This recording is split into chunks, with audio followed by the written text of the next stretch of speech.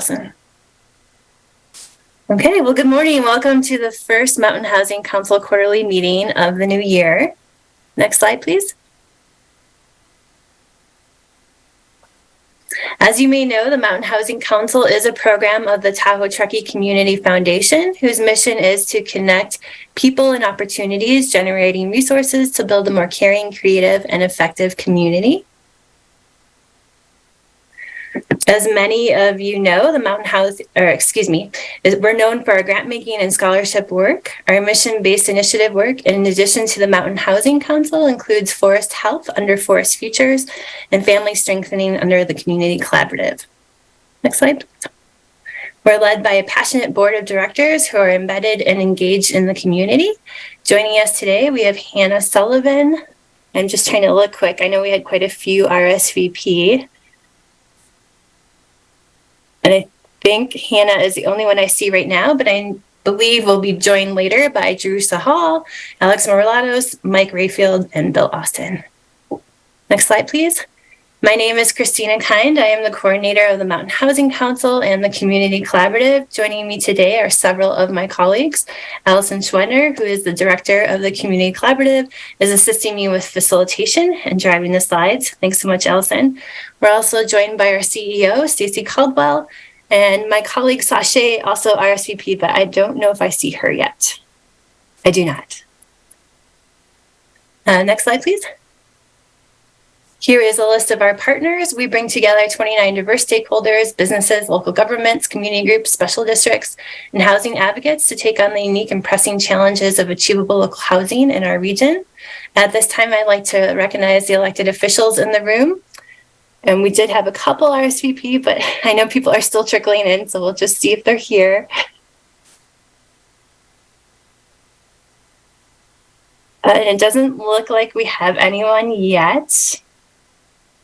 And if I am missing that, please speak up, and my apologies. I'd also like to announce that this meeting is being recorded and broadcast by Tahoe Truckee Media. If there's anyone else present from the media, could you please introduce yourself now?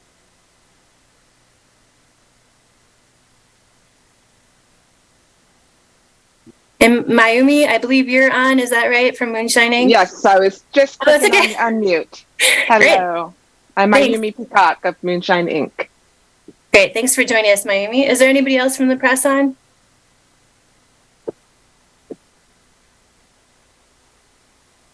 Okay, great. Next slide, please.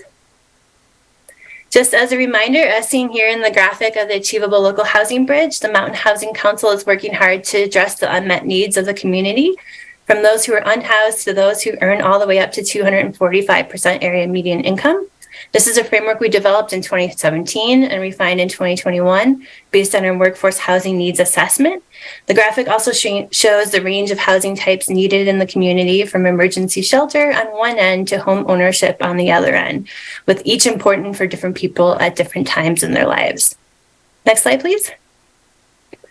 The purpose of these meetings is to report on the work being completed by our working groups and Tiger teams, collaborate and catalyze local innovations to serve housing needs across the spectrum, including areas where state and federal funding falls short, and to stay informed on the many different housing initiatives partners are working on. Next slide, please.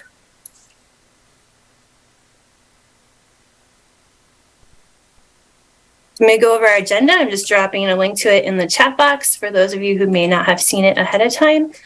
We're going to start today by hearing from Jennifer Duffy of Hello Housing, who will join us to talk about her organization and its accessory dwelling unit, or called ADU Accelerator Program.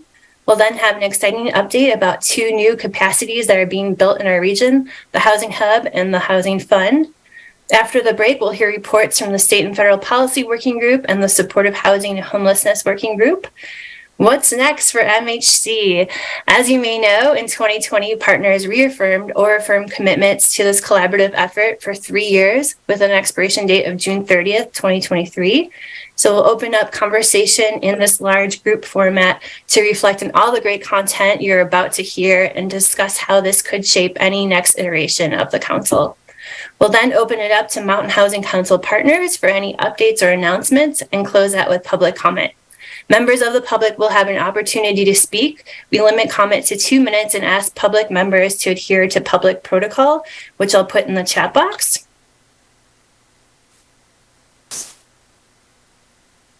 It is linked here. Next slide, please. Oh, thanks, Allison. You're already there. The partners agreed to a set of behaviors and standards as part of our meeting agreements. Would somebody be willing to read these out loud? Now you can raise your hand or you can just take yourself off mute. I know it's early. I'll help wake you up by vocalizing it. I'll read. Thanks, Claire. We agree to show up and bring our best ideas, to be prepared. We'll treat others with respect and voice opinions and concerns. In the meeting, we'll advocate for our collaborative goals, work collaboratively, and strive for consensus. We'll share our expertise and serve as an ambassador to the community. Our virtual agreements are that each of us will be patient, politely mute, and use the chat feature. Thank you, Claire. And I appreciate everyone's patience with me. Next slide, please. It is my great pleasure to introduce Jennifer Duffy, who is the president and founder of Hello Housing, which is a Bay Area nonprofit organization advancing housing solutions that promote stability, center equity, and cultivate community. She will tell us about one of their programs called Hello ADU, which supports homeowners to build ADUs. I met with Jennifer last week and could have easily listened to her for hours with no exaggeration. She's very, very interesting. However, today we only have 10 minutes. So if you have any questions for Jennifer, please put them in the chat box. If we run out of time, she has graciously agreed to answer them over email. So Jennifer, welcome to the Mountain Housing Council. Please tell us all about your organization and the Hello ADU program. Sure. Well, good morning and happy Friday to all of you. It's a pleasure to be with you this morning. I've had a chance to get familiar with all the work that you are doing and just am really impressed, and feels really nice to be able to be part of your meeting today. So I just want to give a little bit of background about Hello Housing. We have been operating in the Bay Area for about 18 years now. And we've really always worked with local government partners, trying to help them craft new and innovative ways to think about housing, especially as it relates to small infill housing development, as well as repurposing existing housing stock to be more affordable and more sustainable. We have a strong belief in all of our work in the power of homeownership and what it means for building wealth and creating stability in our communities. And through the years, we've garnered a pretty unique set of expertise in all facets of affordable homeownership, which we think is a really critical component to a vibrant community and a healthy economy. And our work has always centered around missing middle housing types and serving missing middle as it relates to the area median incomes earned by working families, where the missing piece is really that lack of funding programs that are available to support this critical part of our economy. It's been a very incredible journey for Hello Housing. We run, large down payment assistance programs that help promote the entryway and pathway into homeownership. We've also done a tremendous amount of housing development, whether it's going out and purchasing homes and renovating them to make them more affordable for first-time home buyers, or working with programs to come up with ways to how to utilize underutilized space in their communities in the form of creating new ways for developing and generating more housing supply. And I would say with all of this work, probably in 2016, we really started to focus in on accessory dwelling units. And it was a really important part of what we felt could be a housing strategy that had endless possibilities for how it could create more housing supply that's much needed in our areas, create stealth density within our communities, and really promote an opportunity by which housing could be thought of differently. We went with a strong lens on policy. In 2016, 2017, we started to see some political will at the legislative level that was interested in seeing what kind of barriers were preventing more of this type of housing strategy from being successful. And from there, in about 2019, we started to look around to find different government partners that were really starting to have key conversations with their communities about this housing strategy. San Mateo County was one of our first partners as we started to look at bringing forward Hello ADU, which is the programs that we are offering across the Bay Area in a lot of different jurisdictions as it relates to accessory dwelling unit production. So in 2019, 2020, San Mateo County asked if we would partner with them to help them figure out a way by which they might be able to leverage the borrowing power and land of homeowners within their communities. There was a really strong outreach campaign that took place throughout 2019 and into 2020, where there was a tremendous amount of partnership with homeowners and stakeholders to talk about housing and what were some of the most prioritizing needs that the community was seeing and desiring. And throughout all of those conversations, accessory dwelling units was really prominent in the conversation.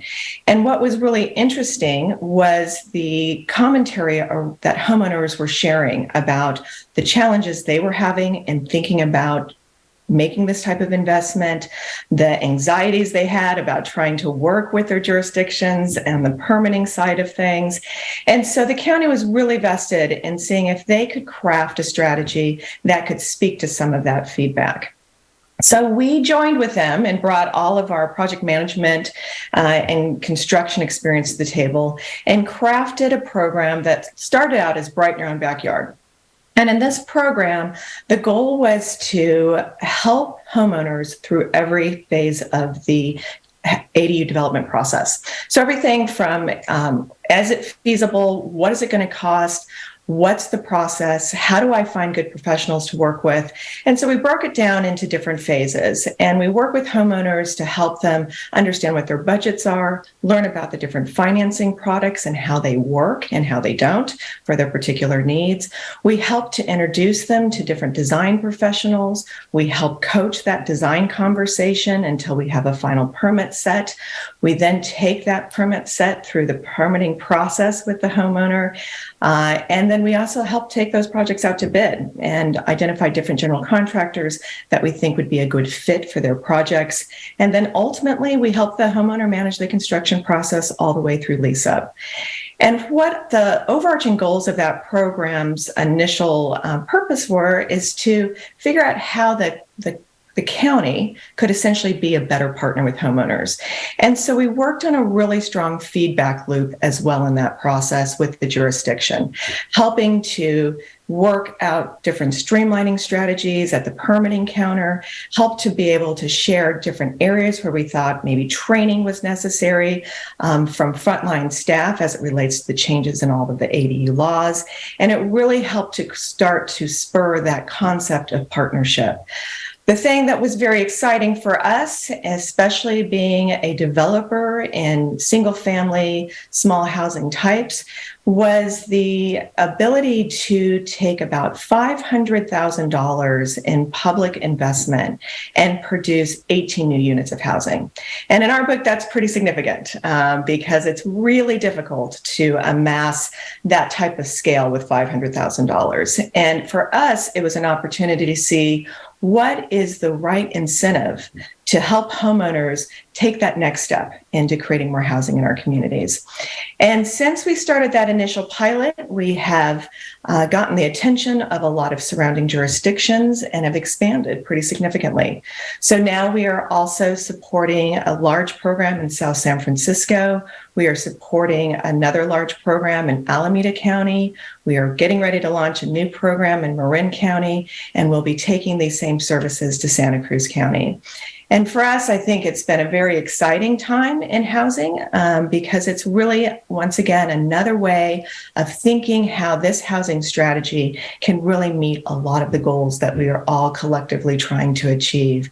And, as I mentioned earlier, the opportunity to be able to see how this housing strategy can really meet a variety of different community needs that we have struggled, frankly, trying to produce and trying to create.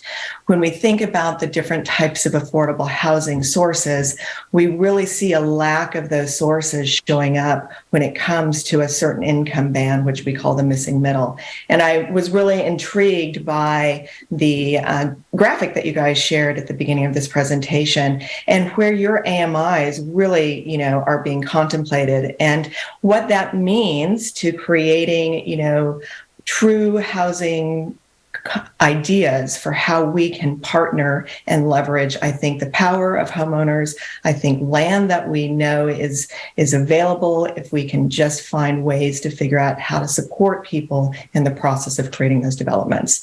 So in a very abbreviated way, this is what we have been doing. This is where we're putting a lot of our investment and a lot of our time with our team.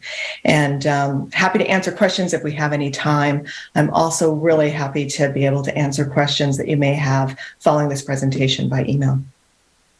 Thank you so much, Jennifer. And I was so impressed when we spoke. It was actually 17 units with $500,000. And so 18 today, which is so impressive. So thank you so much. Very inspiring. And it's we are tight on time. So if people do have questions, please put them in the chat box. I promise I'll email them to Jennifer and get you a timely response. And I'll go and put some contact information in the chat. Thank you. Thank you. And you can think about it and leave your questions. You can email them to me later too, if you'd like. So with that, it's a great segue into the next topic on our agenda. As I mentioned earlier, we're going to spend the next 45 minutes talking about two new entities, the Housing Hub and the Housing Fund, how these entities could work in tandem, relieve known pressure points in our housing delivery system, and complement existing capacities and changing strategies in our region. Emily Vitus of the Truckee Tahoe Workforce Housing Agency will present first on the strategic plan adopted recently by her board and the creation of a new entity, the Housing Fund. Then Erin Casey and Stacy Caldwell will present on the development of the Housing Hub, which was first identified by partners as a priority in MHC 1.0 and given legs by the Regional Housing Implementation Plan completed in 2021. We'll then have about 15 minutes for questions. And so with that, I can share my screen, Emily, and if you're ready, you can take it away. That's great. Thanks, Christina. Thumbs up that you all can hear me. Thumbs up. Okay, cool. I'm reporting from the Gold Miners Inn in Grass Valley. Today is the Nevada County Board of Supervisors topic on housing. So I get to present to them today about middle-income housing, what we're doing at the Workforce Housing Agency, and all the super creative solutions that are coming out of Eastern Nevada and Placer County. So here with you this morning to talk about something very exciting, an expansion of the Truckee Tahoe Workforce Housing Agency. As you all know, I've been coming and reporting to you for the last few years about our progress, founded in 2020 to serve the employees of the 7-member agencies that you see on this screen.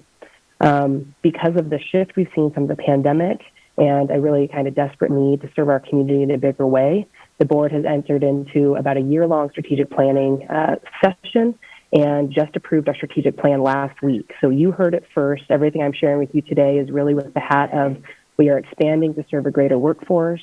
We are expanding our model so that we actually have the financial tools to unlock significant housing for the middle income workforce, the 80% and above area median income workforce.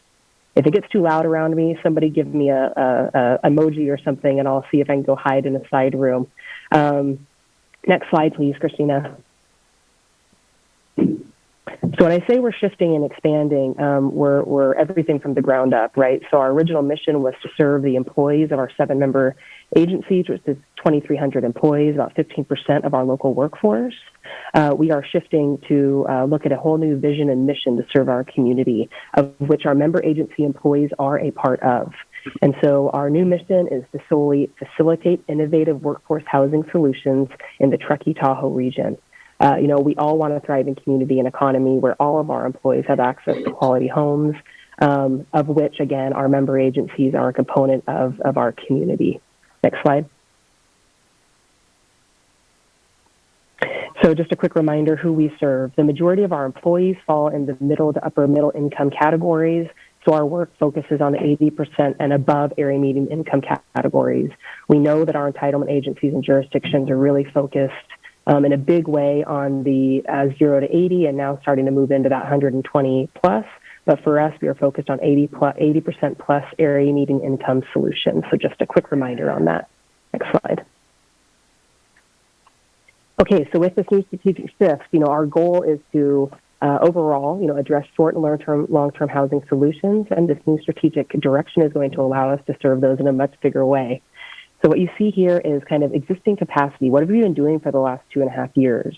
We've seen some great progress on, programs and services, but we actually haven't been able to have a big impact on the bigger long-term stuff, right? So permanent workforce housing, significant down payment assistance or home purchase programs and support.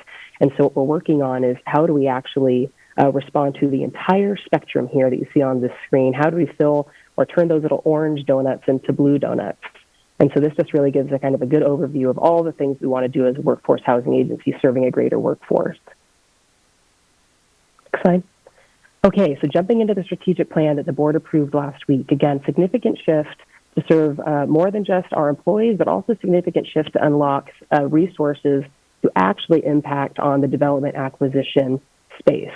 So we have 6 strategic plan targets that we're focused on over the next 5 years.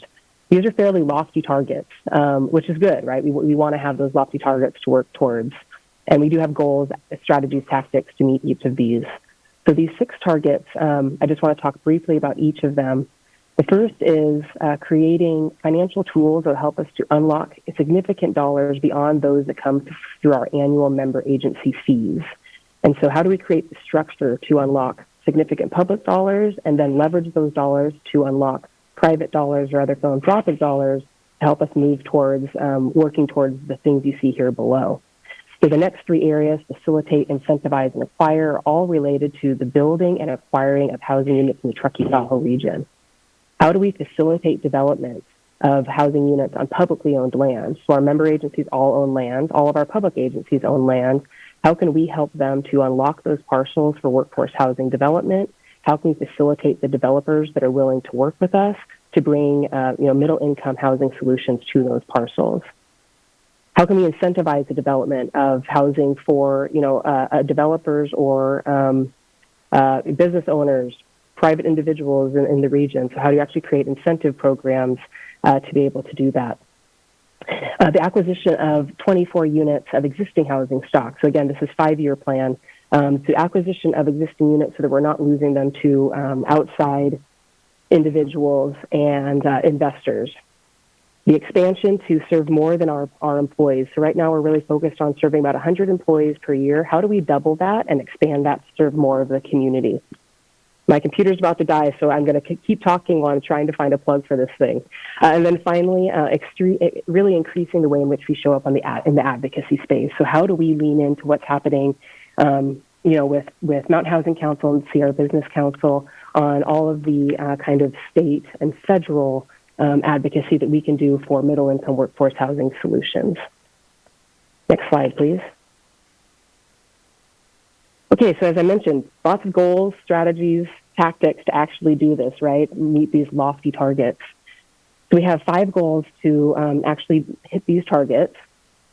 As I mentioned, the first is the innovative financial tools to support workforce housing solutions. This is the fund that Christina was talking about. The 501c3 Workforce Housing Fund, and there is a slide next that actually shows the structure of the fund, will serve the entire community in 3 different ways, which I'll share with you on the next slide. As I mentioned, the facilitation, acquisition of housing on publicly owned sites, on privately owned sites, and then acquisition of mostly multifamily housing. The expansion of our housing programs to serve more of the regional workforce, and again, influencing state housing legislation that is specific to middle income. So each of these have some objectives that you see below here in regards to how we're actually going to meet those and what our goals are that are tied to those targets. I'm moving through this really quickly, but happy to have the conversation offline and really dig into some of these pieces with anybody that's interested. Next slide, please. And then finally, to me, this is the most important slide and the easiest to understand around where we're going as an organization. As I mentioned, expanding to serve more of the community, expanding to develop new financial tools to actually help us to really have a significant impact. And so this is the new funding and organizational model that the board has approved. What you see at the top is really our existing structure, right? The Workforce Housing Agency. What you see below are the financial tools we're creating to actually support the existing structure and allow us to expand and have a larger impact. So the graphic on the top is the Workforce Housing Agency will continue to administer and run operations. We'll continue to administer programs and services for our employees and the greater workforce. We'll be facilitating development and acquisition, raising and administering the funds that come through the two new models below, and then really focused again on that state advocacy. So the financial pieces on the bottom. So we have the Workforce Housing Fund that I've introduced, the 501c3. And to start, it's going to be focused in three areas that you see below. Regional program, a revolving loan fund that developers can access to bring housing to the region that actually serves the needs of our region, our middle-income workforce, and then acquisition of existing housing so that we can make sure that we're able to maintain in perpetuity the housing for our local workforce. So this will come from public and private dollars. We have about $10 million in soft commitments for the 501c3 over the next 5 years. We're hoping that $10 million will help us to leverage private dollars and other public or philanthropic dollars to really build a fund that is significant and can make a big impact. The Accelerator Fund on the bottom right is really our way of honoring our original founding mission of serving our 7 member agencies. We've got Supervisor Bullock in the background here saying hello to everybody. So the Accelerator Fund is allowing our member agencies to continue to focus on serving their employees. And what does that look like? It looks like, the hospital just launched a down payment assistance program, and so the funds kind of flow through there. The airport may be interested in acquiring housing that their employees have first kind of right of refusal or first access to. And so what you're seeing here is kind of the way that dollars flow, but it also shows this increased capacity that we are creating. And I believe that is it. That is my quick 5 to 7 minute intro on what we're doing, and would be honored to have the conversation with you all about what this really means for the community and how you all can participate. Emily, do you want to talk next steps real fast? Yes, that'd be great. And then finally, kind of where are we now? Where are we going? So we are working to build this structure out over the next 6 months. Our goal and really my deadline is to have the 501c3 application submitted before end of fiscal year. So over the next 5 months or so, we are meeting with you all, meeting with stakeholders and talking about this model and really making sure that the model is sound and correct and it actually fits the needs of our community, our employees, et cetera. Going back to my board and unlocking funding to actually build this new structure. So we do have a reserve fund that I can utilize, or we can utilize to actually start to bring in the consultants, the capacity to make sure that we are building the sound structure to be able to take action on all of this. Form a committee to create the housing fund on step 4, a committee to create the housing fund. So we want to make sure that we have both members of my board, but also community members that really are experts in this space to help us create the correct structure of the new Workforce Housing Fund. Finally, engaging consultants and partners to develop that revolving loan fund and acquisition component that is a part of the fund. And again, as I mentioned, 501c3 application submission, which will include all of the guidelines of all of these first few steps, along with a new board, new bylaws, articles of incorporation, all of that good stuff by end of fiscal year 2023. And that is where we're at. Again, would love to have this conversation offline with you all, but this is a very exciting time for us. It's our public agencies recognizing that, our member agencies recognizing that to serve their employees, they need to serve the greater community, and we're just very excited about this strategic shift. Thank you all.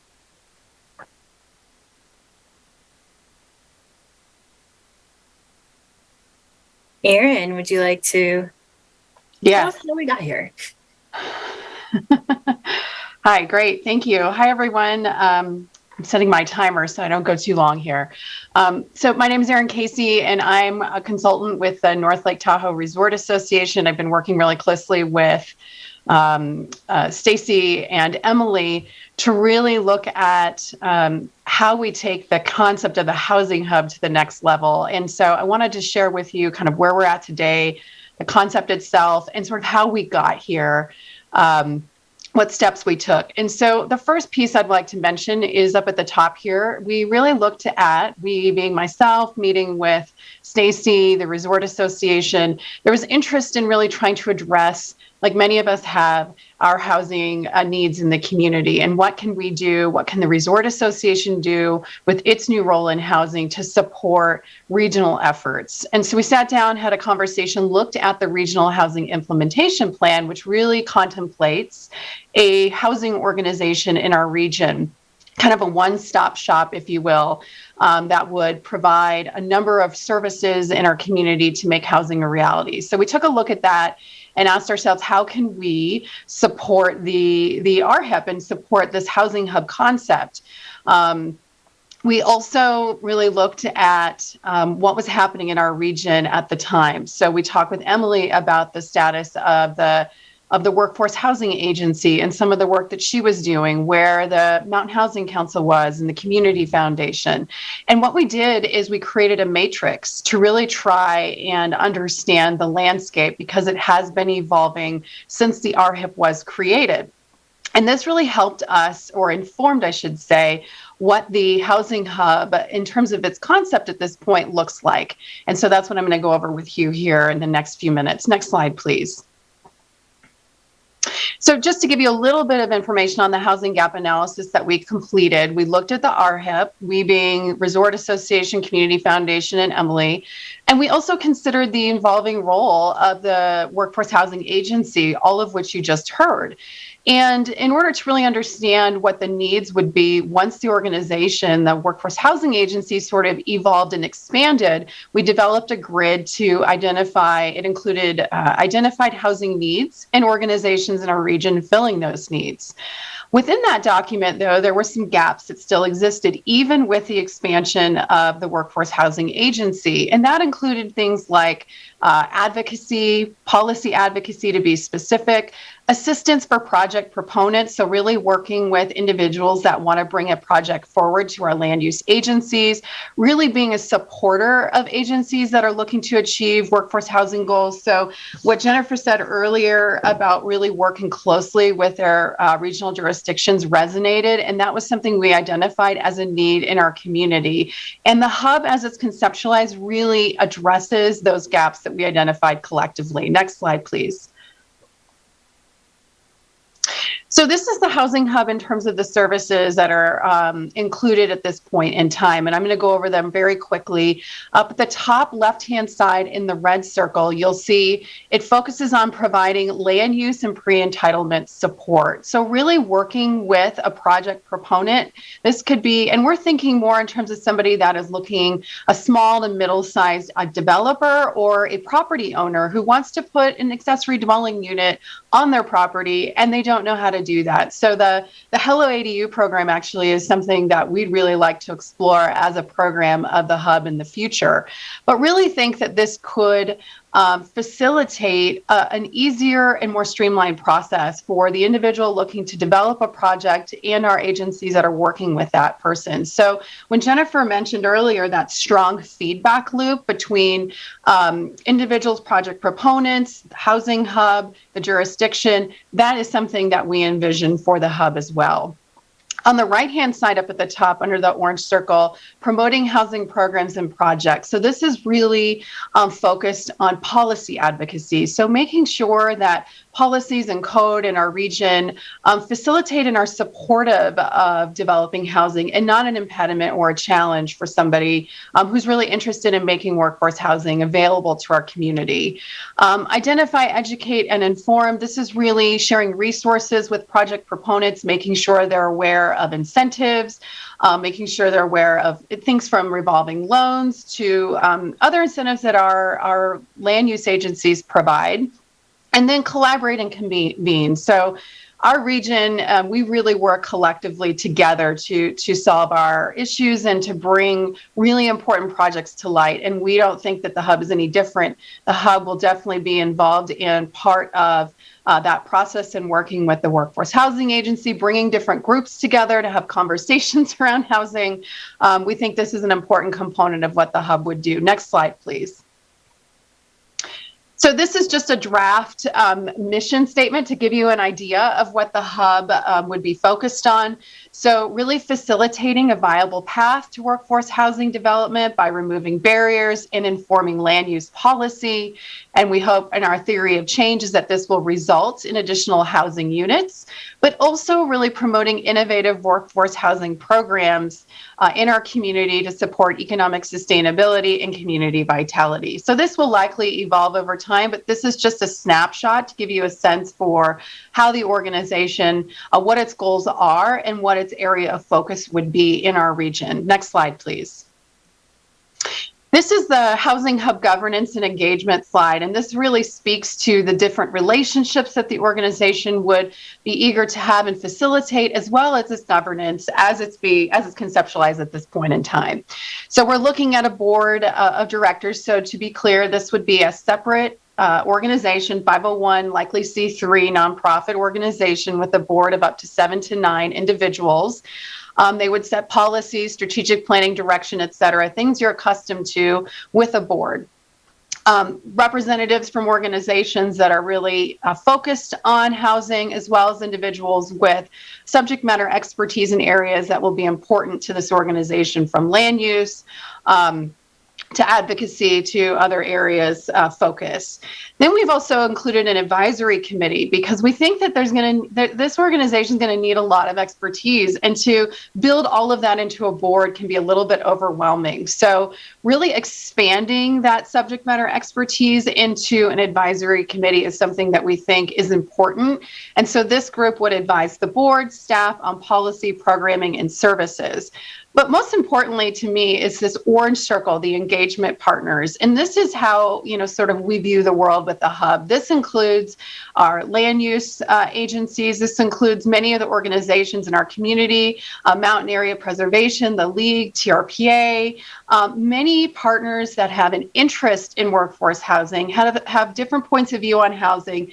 And we see working with them in collaboration being a very important component of how the Housing Hub operates. And so that's what this slide is intended to reflect to all of you. Next slide, please. This is how the hub fits in with the Workforce Housing Agency to the left in the orange circle, and up top, the Community Foundation and Mountain Housing Council. So it really shows the differences between the organizations as well as the overlap. And you'll see there is some overlap between them, but for the most part, each have a very specific and unique niche when it comes to supporting workforce housing or advocating for it in our region. I'm running out of time, so I'm not going to spend much time on this slide, but happy to go over it with any of you in more detail outside of this meeting. Next slide, please. So the Resort Association, with its new role in workforce housing with the passage of the Tourism Business Improvement District, has expressed interest in incubating the Housing Hub. So again, this would be a separate nonprofit organization, but the Resort Association is willing at this point, or contemplating, getting this off the ground with other partners in our region. So what this means is the Resort Association is a funding partner to the Hub, just one of others. Could provide office space and administrative support, would likely have a seat on the board, guidance and leadership support, legal guidance, et cetera. And so I wanted to share this with all of you. Again, we have talked with the board of the Resort Association about that. There's been no action taken at this point in time, but something we're exploring to get the hub up and off the ground sooner rather than later, because there is already demand in our community for services that the hub would provide. Next slide, please. So these are our next steps for the hub. We're presenting to all of you today. And as has been mentioned, I'm very happy to share my contact information in the chat. Happy to meet. I have some meetings scheduled with some of you on this call to go into more detail. For those I haven't reached out to, happy to sit down with you and go over this and share with you the details. So we'll be doing that through January and February. We're eager to follow up with the Housing Hub Mountain Housing, Tiger Team. That was my timer. I'm almost done. We've presented to this Tiger Team 2 times and would like to follow up with them once more. And then also meet with other funding partners that might have interest in supporting the organization. The Community Foundation has raised some funds for it. The Resort Association might be willing to support it, and we're eager to talk with others who might be willing to invest in the hub. And then follow up with the Resort Association Board for consideration of incubation in March of this year, followed by a launch of the organization, we hope in March or April of 2023. So we're moving quickly. We're very excited and really think that this is a great companion to the work that Emily is doing and all the work that Stacy has done with Mountain Housing Council, the Community Foundation over the years. And with that, I will go ahead and stop and hand it back to you, Christina. Thank you, Erin. Stacy, would you like to take it next?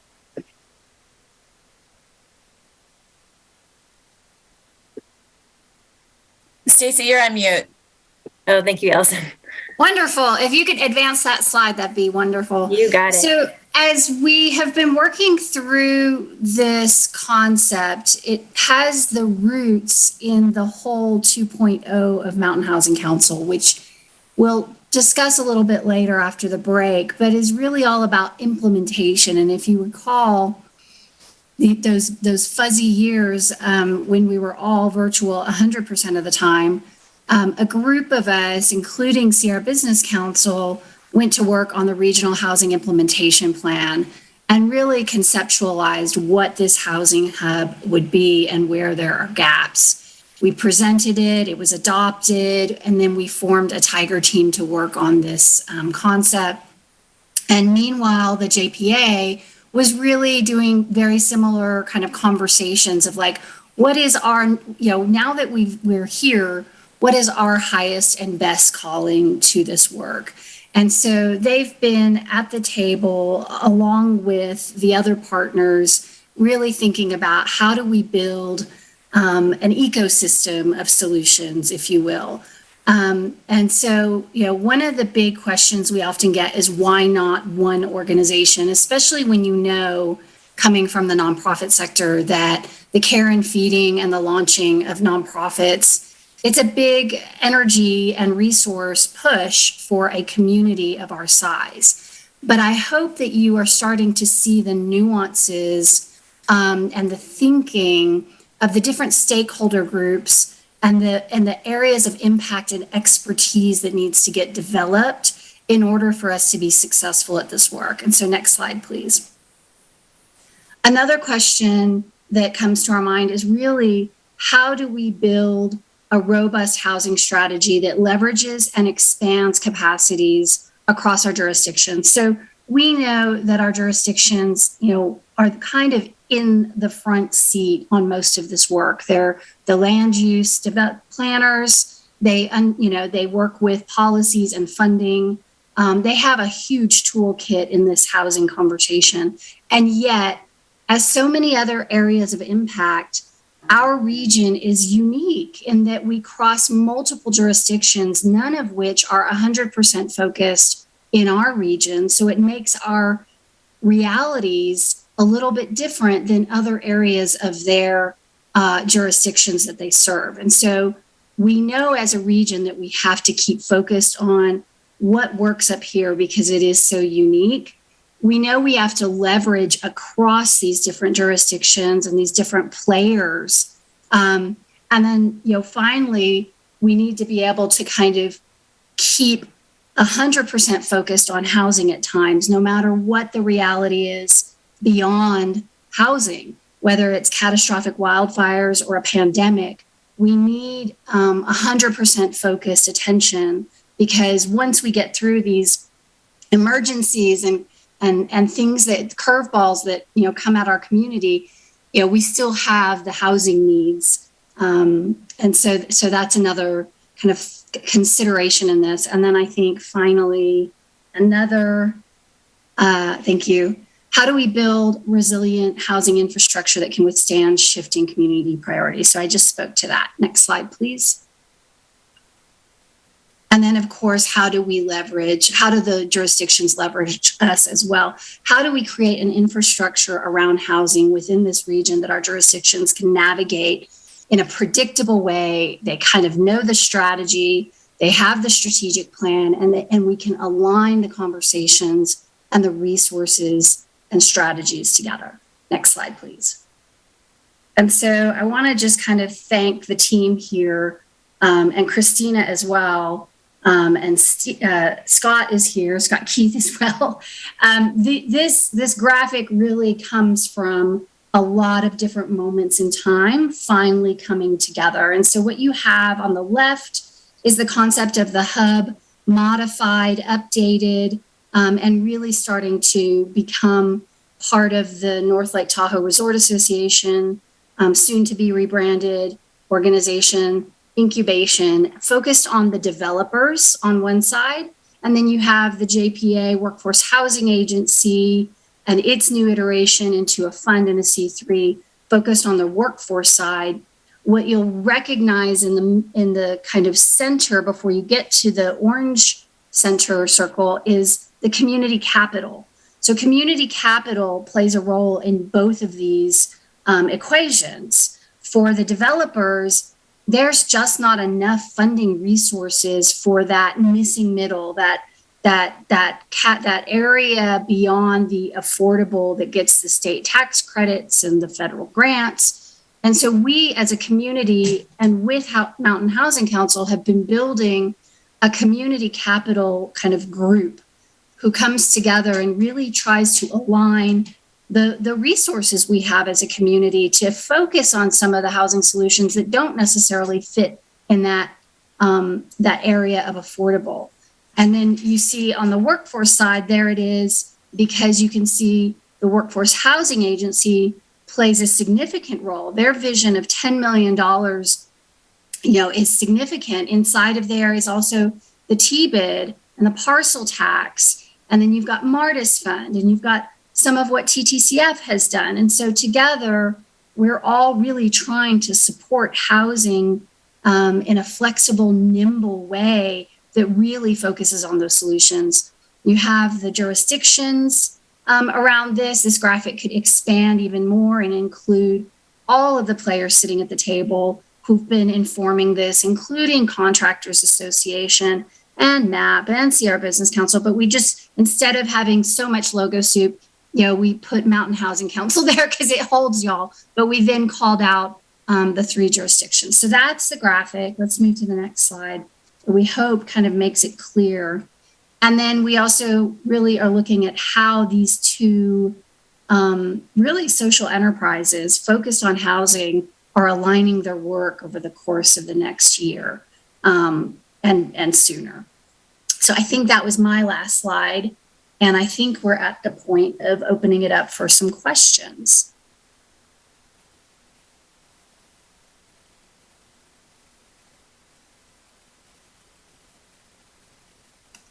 Or feedback. Or applause. We could all clap. Yay! I know. Lots of cool stuff. Yeah. But yeah, definitely would love to hear from any of our Tiger team members, anybody who's been slogging through this work with us for the last almost 6 years. I have a question. This is Fred Ilfeld. And my question is, you outlined the Workforce Housing Agency and also the hub.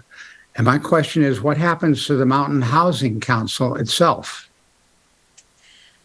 Well, thank you, Mr. Ilfeld, one of our past board chairs. So I think that is the question, and we will explore that in this meeting after the break. We did some brainstorming at the last Mountain Housing Council meeting. We're going to take some feedback now. We're going to have some action items as well. And now is the time for us as TTCF, as well as this partnership, to think about what's next. Technically, our last meeting is coming up in April for this 3-year experience. So I think, Fred, that's really where we're at. But implementation was what this partnership wanted to see in the second 3-year commitment.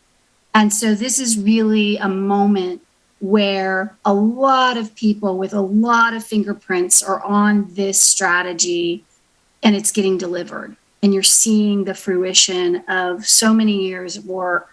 And so the future of Mountain Housing Council needed to kind of be put on the back burner a little bit.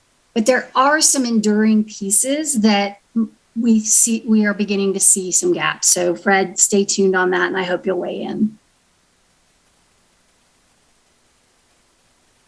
Stacey, it's Samir. But let's make a few comments. First of all, this is just is so exciting to see this coming together. As you say, over many, many years, many people have worked to create the concept, create the groundwork. I just want to particularly thank you, Stacey, Aaron, and Emily, the dynamic trio, as I'm now calling you three, for taking the work that Mountain Housing Council and TTCF did, taking what Emily had been working on for some period of time and watching that organization evolve to be much more regionally focused. And then, the Resort Association came to the table here as part of our mandate under the T-bid, and part of what we promised to the community was to play a significant role in trying to facilitate and impact workforce housing. And it's just been so interesting and fun and exciting, particularly for these last 6 or 7 months, to work with you three and the groups that you brought together. And I'm super jazzed. And it was very interesting to listen to the Hello ADU presentation this morning and just feel like, I think we're on the right track with some of this stuff. I mean, the issues and the challenges and what they've done to address those, it's much the same thinking that the three of you and the team have all put together. So just couldn't be more excited and happy to see this kind of on the edge of coming to fruition. Well, I thank you, Samir. You definitely brought a lot of energy and vision to the conversation. I feel like as we all navigated so many other elements of what was happening in the community, there was a core group of people still focused on housing, and Emily and Aaron and so many others here have represented that. It's just amazing what we have done, I think, as a region. Okay, other questions and comments?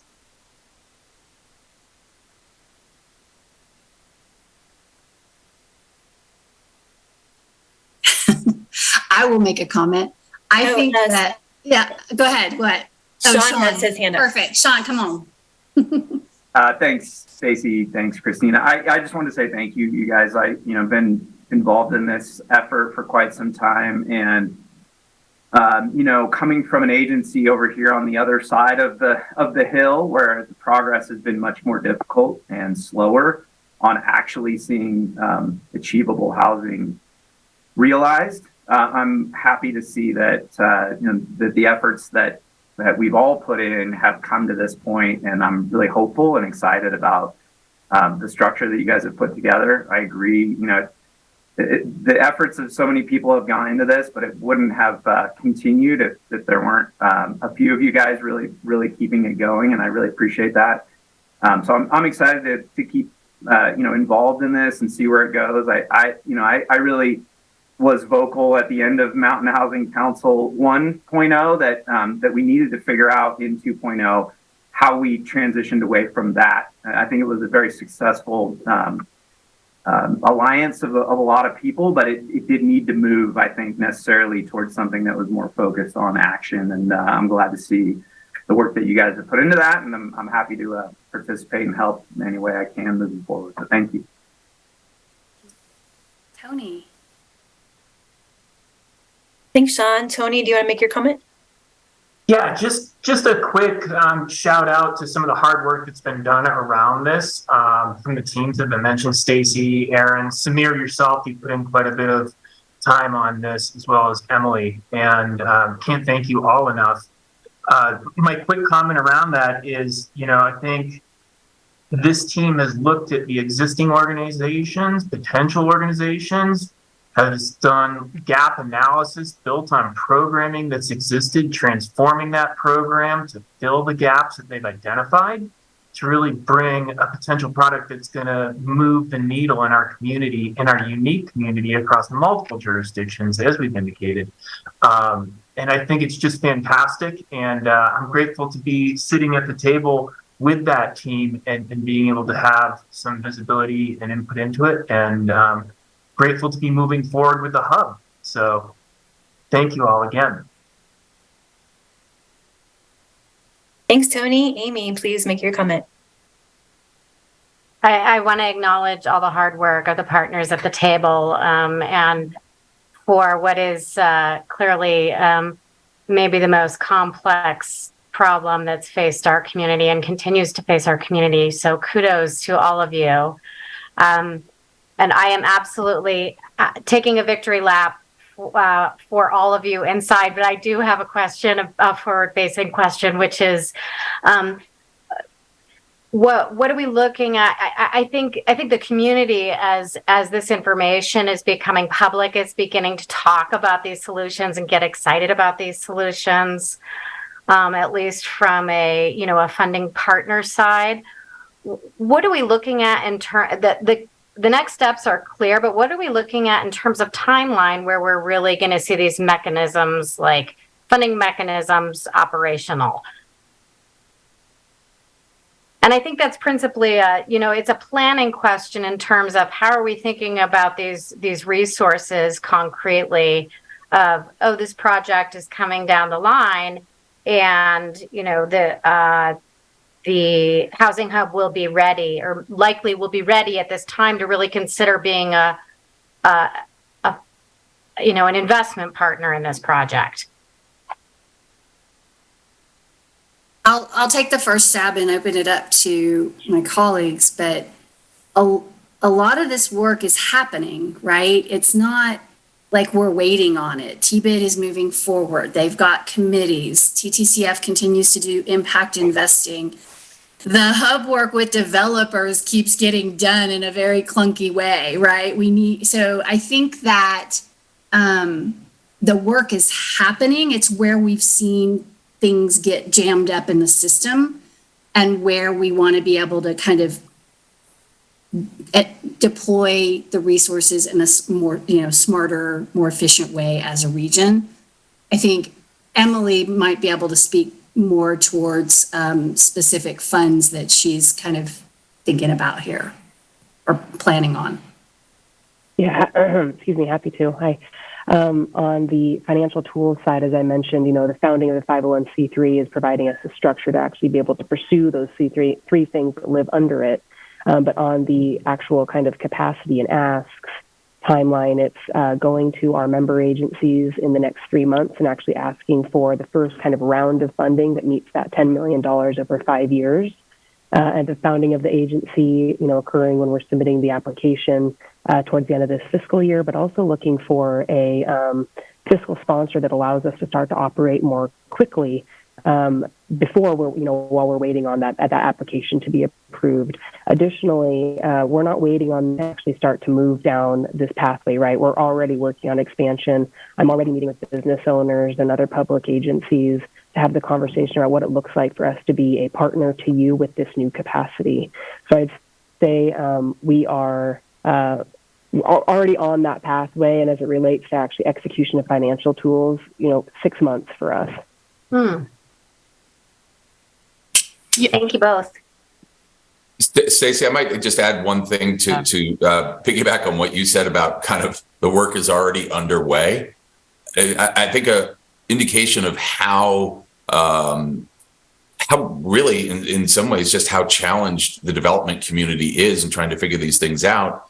In the last 6 weeks, I've had 3 developers reach out to me and ask about the hub. So there's word in the community. And you're right. I mean, some of that work's already being done. I spent 2 hours with one of these guys yesterday, and I just think that there's a lot. I think we're already running, and we're not even up. So that's one of the reasons I'm so excited, is to have things to be able to talk to these folks some of them have been struggling for a while, and looking for help. So super exciting on that front. Christine, I'm going to do a quick time check. And first of all, just say, Emily, I know you have a big meeting to go to, and we're really glad that you made it to Grass Valley and could join us this morning. Yes, thank you. I am going to jump and go spread the good word of housing to the Nevada County Board of Supervisors. Before you leave, I'm wondering if everybody feels compelled. Can we just take a moment as a Mountain Housing Council and celebrate this? Can we all applaud emoji in some way and send Emily off to do her good work and acknowledge this milestone? Thank you. Thank you. All right. Good luck, bye, Emily. Everybody. Bye. All right, Christine, I don't know if you want to keep taking questions or if you want to transition us. I'm handing it back to you. Yeah, so we're on time. Next we have scheduled is a break. I did see Claire's hand up, so maybe we just take Claire's comment question. We'll make that the last one. If there are more questions, again, feel free to put them in the chat and we'll address them later through email. Thank you, Christina. Quick question. Will the hub have a communications team in order to spread the word about this good progress, engage people who need support, and also activate advocates for it? Yes. Yeah, that's a great question. And what's nice, I would say, about partnering with a resort association is the resort association has, as part of its incubation process, could really help us there. They have a team of people that have expertise in this area. And so we would be partnering with them, or the hub would be looking to that expertise to help get the word out. Initially in the first couple of years, but absolutely that's going to be really important to meeting all of our goals, not just working with those that need the help, but making sure we're working again with our land use agencies and other organizations and partners in the community, and making sure they know. So that feedback loop that Jennifer mentioned early in her presentation, to me, I was like, that's it. And we would need to have that same thing. And so the staffing and capacities that, to make that happen would be put in place, because that would be so essential to the success of the organization. Thank you. Yeah. Great. Well, another round of applause. Great work, everyone. And with that, we can take a break. So you can celebrate on your own with coffee, or this is the time to use the bathroom. And we will be back in 10 minutes, so 9:12.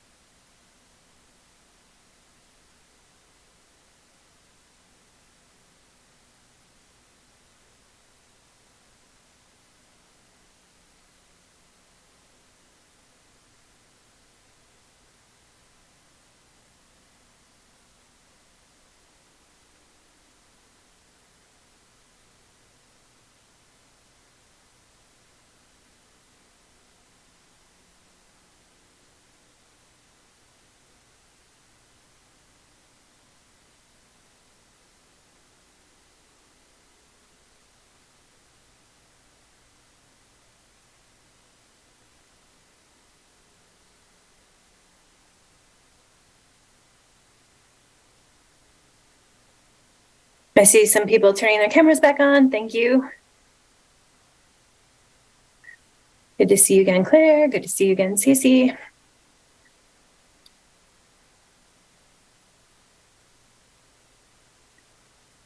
Okay, so for this next portion of our meeting, we're going to roll into Mountain Housing Council Working Group updates and council work. And so I'd like to start by talking about a refresh to our housing needs assessment.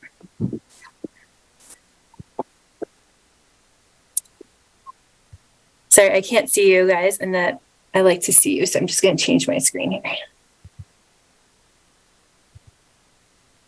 Maybe I can't. Okay, well, I will just imagine what you guys are looking like. The Mountain Housing Council is preparing to work on a refresh to the Regional Housing Needs Assessment. As a reminder, it's our ongoing commitment to measure and understand regional need and changes happening in the community. The first regional needs assessment was collected in 2016, and we refreshed it in 2021. And I also like to remind you that our achievable local housing definition is tied to the upper limit of a housing needs assessment to better reflect market forces and frequent changes in our area median income. And so in 2021, partners changed that definition to have the upper threshold be at 245 as reflected in our regional housing needs assessment refresh. So the assessment updates baseline data that we derived from the 2016 assessment that we hired Bay Area Economics, Bay, to do for us. And the updated needs assessment identifies 4 cohorts of need: resident workforce, which is working households already residing in our study area, who have inadequate housing. And I'll talk about what that unmet need means. In commuting workforce, which are workers who are employed in our study area but live elsewhere. Seasonal workforce, so workers who work in our study area on a seasonal basis, and our homeless population, people who are living and potentially working in our study area without a safe, secure, or consistent place to live. For our study, unmet housing need was defined as households that are overburdened from a cost perspective, so paying too much for their housing, and we set that threshold at 30%, or occupy housing units that are overcrowded, and occupy units that do not have adequate plumbing or kitchen facilities. So that's called underhoused. We disaggregated this data by household income category, unit types, and by our jurisdictional regions, which were Placer County, Nevada County, and Truckee. And this year, we hope to disaggregate the data by race. In addition, from pulling from publicly available data, we also pulled our community through a survey. We had 2 surveys, one that was an employee survey and one that was an employer survey, which brings me to our next steps. We hope to begin this needs assessment around March 1st by doing the publicly available data refresh and by also surveying the community again through an employer and employee community survey. So before March 1st, we'd like to update the survey.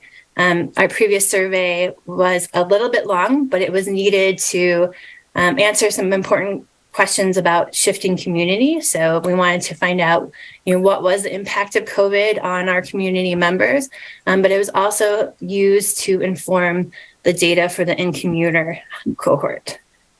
So we'll be looking to change some of the questions.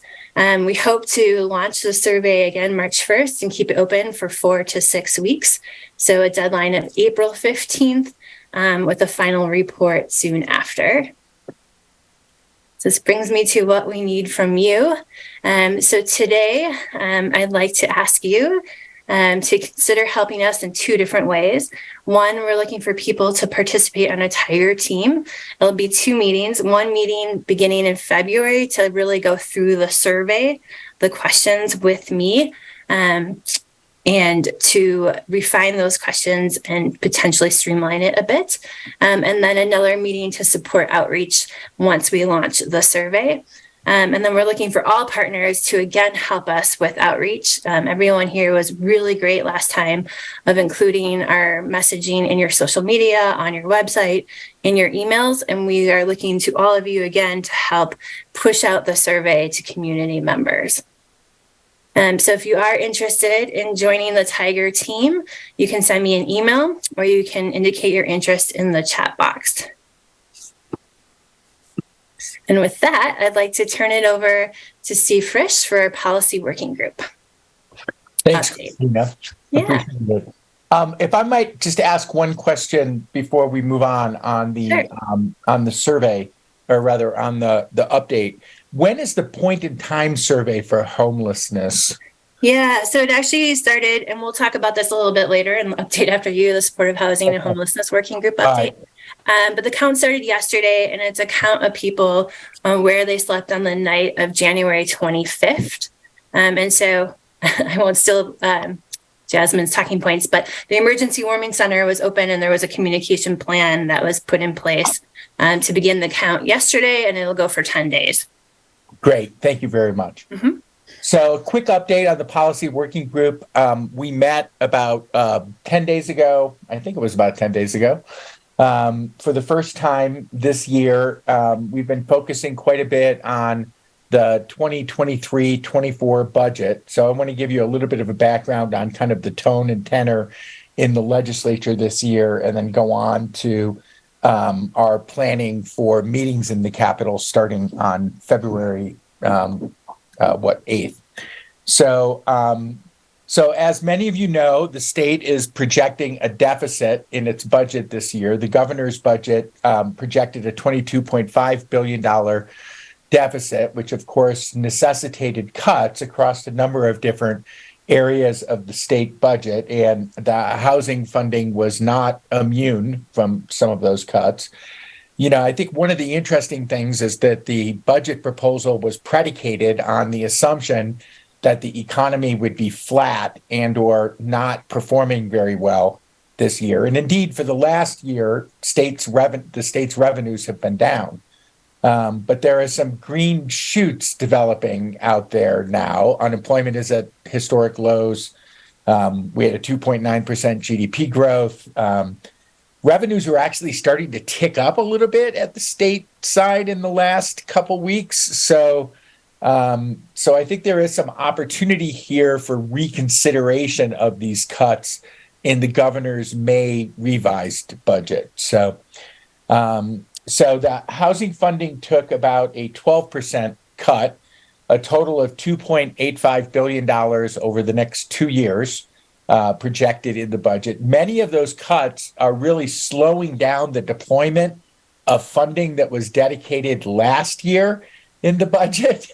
So what they're doing is they're slowing down the spending of unencumbered funding in their programs in order to kind of account for that budget shortfall. And the programs that took the most significant cuts were the California Dream for All program, which was loans to help low and moderate first-time home buyers purchase homes. The Cal Home program, which provides local public agencies and nonprofits with grants to assist low and very low-income homeowners to retain home ownership. The ADU assistance program was zeroed out in the governor's proposed budget, so it lost $50 million in funding. And then many of the other programs like AHSC, Infill Infrastructure Grant, and others are slated for kind of a slowdown in funding. Some of those funding pots were tied to what are known as trigger cuts. That is, that if certain things occur over the next 4 months, the funding could be restored in the budget.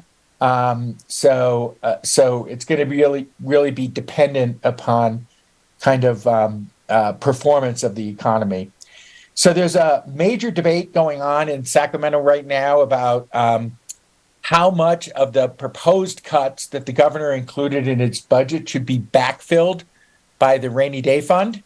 So, you know, you may remember that California was relatively flush with funding the last 2 years, partly because of federal funding from ARPA and CARES Act and other things, and then also because we were running large budget surpluses. So there's, between the three different rainy day funds, there's almost $40 billion in savings that the state has built up over the last 2.5 to 3 years. So there's a debate going on between the administration, the governor's office, about whether they should dip into that rainy day fund, who is not wanting to, and the legislature, who appears to have an appetite to dip into the rainy day fund, basically saying this is a rainy day, so maybe we shouldn't be cutting services. So expect to see that playing out over the next 2 or 3 months. Another kind of underlying dynamic in the Capitol has been that there's been a bit of a leadership struggle in the state assembly over who the next assembly speaker will be. Many of you know that Anthony Rendon, who's been the speaker for the last 6 years, is termed out. There was an agreement that Robert Rivas would take over as the assembly speaker. Rivas, by the way, is a pretty pro-housing legislator, born and raised in farm worker housing in the Salinas Valley. So, he could be a good ally in the long run. But that deal was cut, and what that meant was nobody had control over appointing committees until the deal was cut, right? So, consequently, the Assembly Housing Committee wasn't named until last Thursday.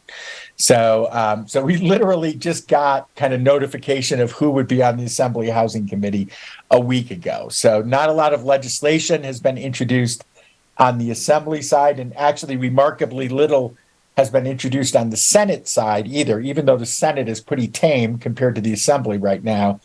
Not a lot of legislation has been introduced yet, just because there isn't a kind of agreement between the Assembly and the Senate on what the approach should be. We expect to see that emerging over the next 2 weeks. We've been working on kind of doing outreach to new Assembly members. This is another underlying dynamic in the legislature everyone should keep in mind. Because of California's term limit law, which limits members of the Assembly or Senate or a combination of the two to 12 years in office. We saw a turnover of 30 members of the Assembly with the 2022 election. So we have a lot of new Assembly members who actually haven't been involved in these issues in the past. And we're anticipating that 2024 will see a turnover of another 40 members. So this 12-year term limit is kicking in really strongly in the next 2 cycles of elections. So we're going to see a lot of turnover, which means a lot of education necessary for those groups. So a lot of our focus has been getting to those first term, those beginning of the term members and getting agreements with them. So we've completed the update of our policy platform, or almost completed. We're probably going to be reformatting that for distribution when we do our Capitol Day visits on February 8th. So we've completed the policy platform. We've updated our ledge tracker and made that available to the policy working group, and would, of course, be happy to make that available to anybody. And we have updated and kind of refreshed our influencer list of all of the people we'll be seeking to either meet with or get information with in order to advocate on the policy side.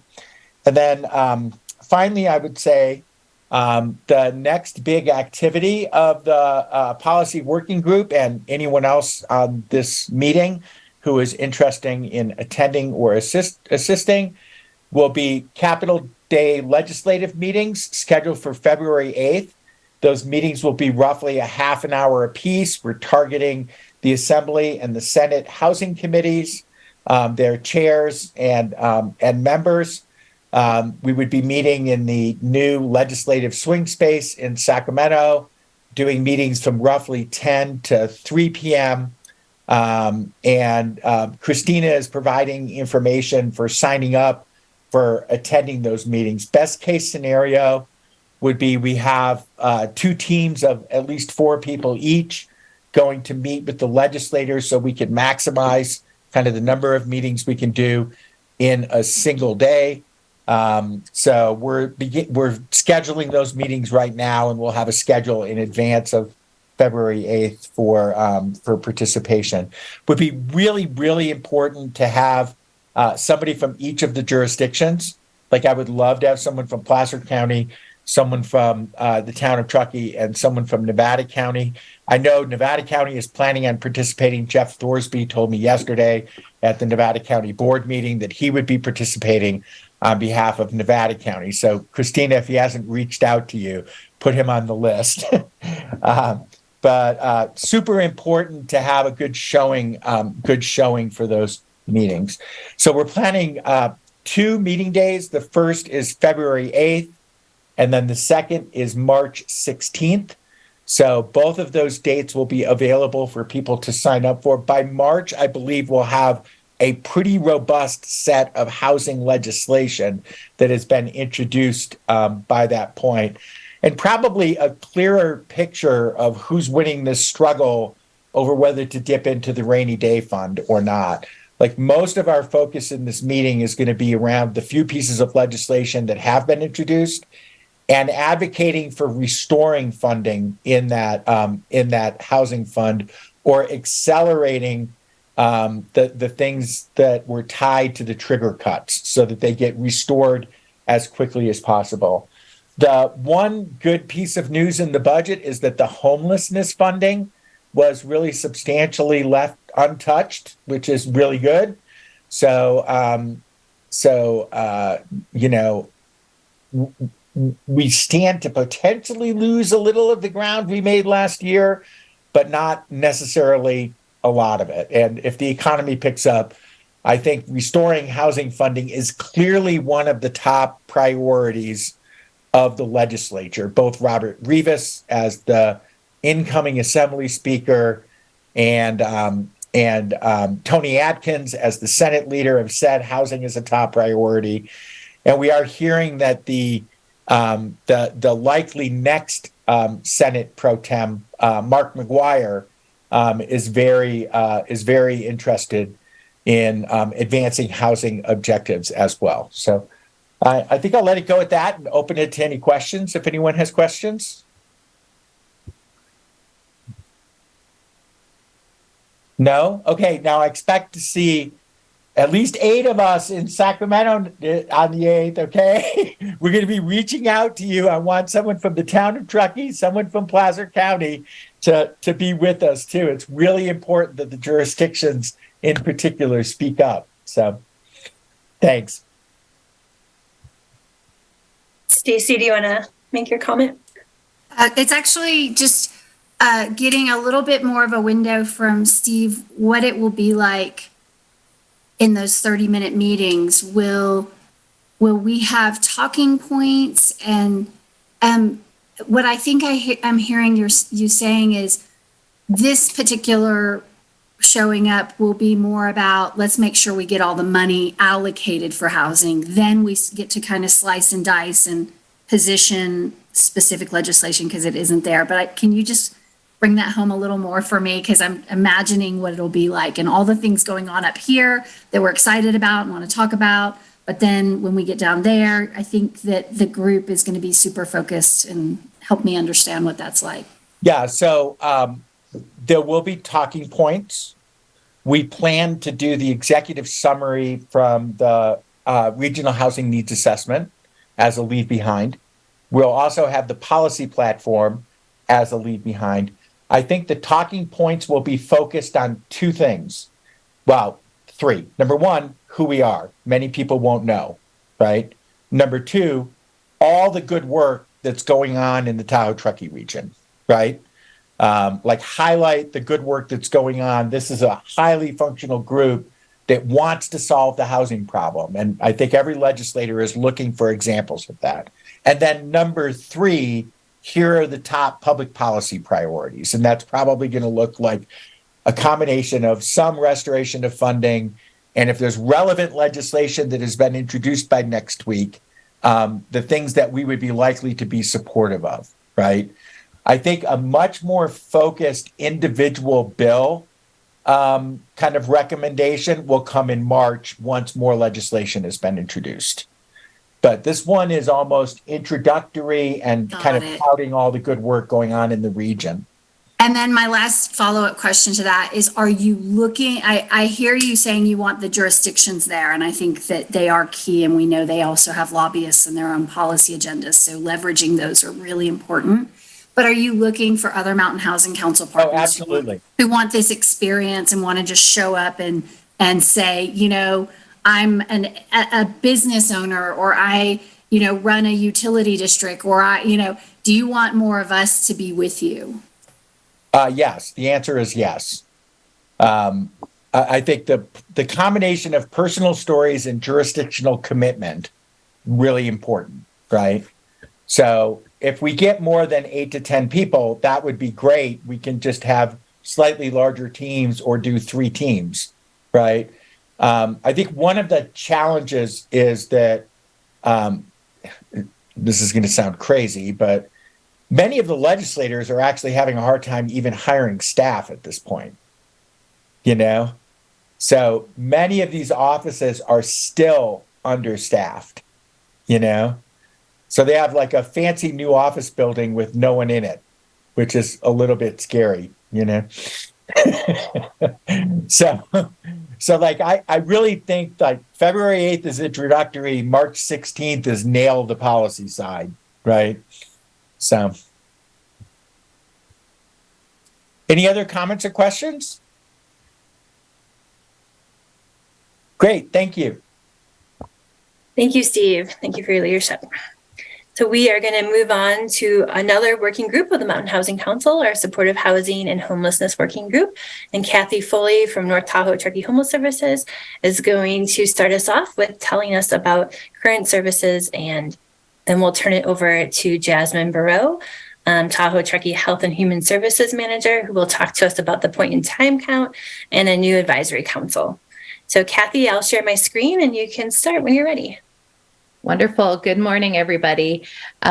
This working group has been meeting together for about 1.5 years now. And in our last meeting, we were looking at the ways that it's really helped advance the discussions around supportive housing and homelessness needs in our community, and how grateful we are for that. Currently, so next slide. So this is the group. Real quickly, that was the group that's been meeting together. So thank you, everybody, and everybody here who's weighed in on these issues. So currently, we are still in a position where we have a lease through June of 2023, and we have 5 programs that we are moving forward with that all support the mission that we have to provide those vital safety net services and end homelessness in this region, one person at a time. And as many on this have mentioned, you know, we live in a really unique community with multiple jurisdictions, and we're really trying to span that Placer County, Nevada County, town of Truckee, neighbors that are living unhoused or underhoused, as Christina explained that. And so we have the Emergency Warming Center, which is very busy right now with this cold winter that we're having. We have the Day Respite Center that provides a place for community and a meal and connecting to basic necessities, as well as case management. Right now, that support is only available 12 hours a week, which is Tuesdays, Wednesdays, and Thursdays from 1 p.m. till 5 p.m. We have a team that does street outreach, which is meeting people where they're at, responding to connect with people through businesses and other partners that notice somebody who might need our support. And then the case management, which has been really the key to helping end homelessness. So case management to help people through the process of developing housing plans, to go through the process of gathering documentation, mailing address people can use to receive that documentation, programs that are available to help people with that down payment, that first month's rent, potentially the $400 deposit for utilities. And last year, we were able to house 44 individuals, which was 40 households, which is the ultimate focus of ending homelessness for this group of people. Next slide, please. So with this winter, the way it's been, and the fact that we've had sufficient staff, we were grateful to hire a staff member right before winter started. We've been able to really rise up to the needs to open for sure when we had those weather triggers of 15 degrees or less, to the best of our ability, as well as really look at the other severe weather condition trigger to be when it's 20 degrees and less, when it's 25 and 30 degrees and it's rainy and windy for a couple of days. And so as of today, we've opened 42 nights. We've had 47 individual guests, 207 overnight stays, and 49 opportunities to open the space to someone who's shared dinner and a place to be before they potentially went back to their car or other place that they are sleeping. This puts us to where by the end of next week, this coming week, we're open Sunday through Thursday. I believe that's all been confirmed. And that'll put us at the 46 nights. So we will be at a point where we're open as many nights as we were the entire year last year. We are working to fill the gaps needed to continue on that path because we know how important it is to provide people that little bit of stability and sleep each night. Next slide, please. So our steps forward to get through this winter, providing those programs as well as really opening the emergency warming center whenever possible, is working on bridging the funding gaps that are available or that are in place.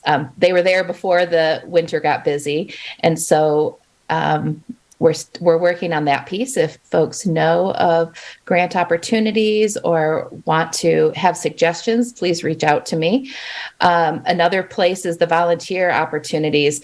Every time that we open the warming center, we need 2 volunteers. We need someone to do the breakfast shift, which is from 7 to 9 in the morning, typically 7 to 8:30.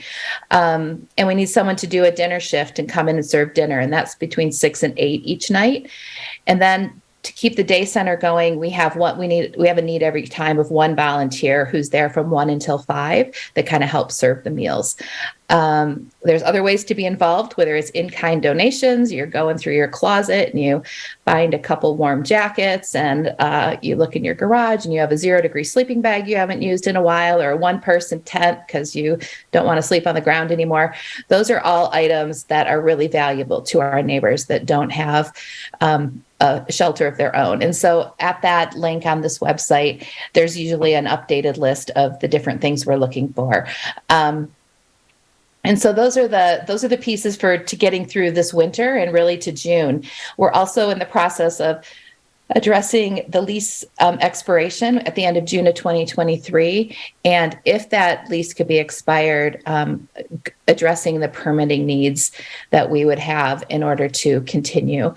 And then on a really positive note, we have been able to have the energy to move forward with coming together with a homeless advisory committee that'll hopefully bridge the gap between all these multiple jurisdictions and people that have voiced support and see the benefits of filling some of these needs to define what a right size solution could be for this region moving forward. And so I'll hand it over to Jasmine to share more on that. Thank you. All right, so our homeless Truckee or Tahoe Truckee Homeless Advisory Committee. So I've said this before, and I think we all resonate with this statement that homeless services and homelessness touches everyone. At one point, it was considered a government issue, and we really need to shift that focus of it's a community issue, and we have to come together as a community to find solutions, just as this group holds that dear to their heart with all the housing solutions. But we've facilitated several versions of homeless work groups in our region over the past several years, and we're really looking at refocusing our efforts to stand up an advisory council that is more strategic in our efforts to move forward with homeless services in our region. Our current Mountain Housing Council work group is missing many key stakeholders and jurisdictions, and so we often don't have the right people in the room to make a full consensus and decision on the direction we go in. And so we're really looking at the strategies and the goals of this group and looking strategically at the invite list to make sure we have every jurisdiction that can influence homeless services present at the table. We're in kind of late concept mode and still gathering feedback and working on gaining buy-in with all the jurisdictions and hoping to convene our first group this spring.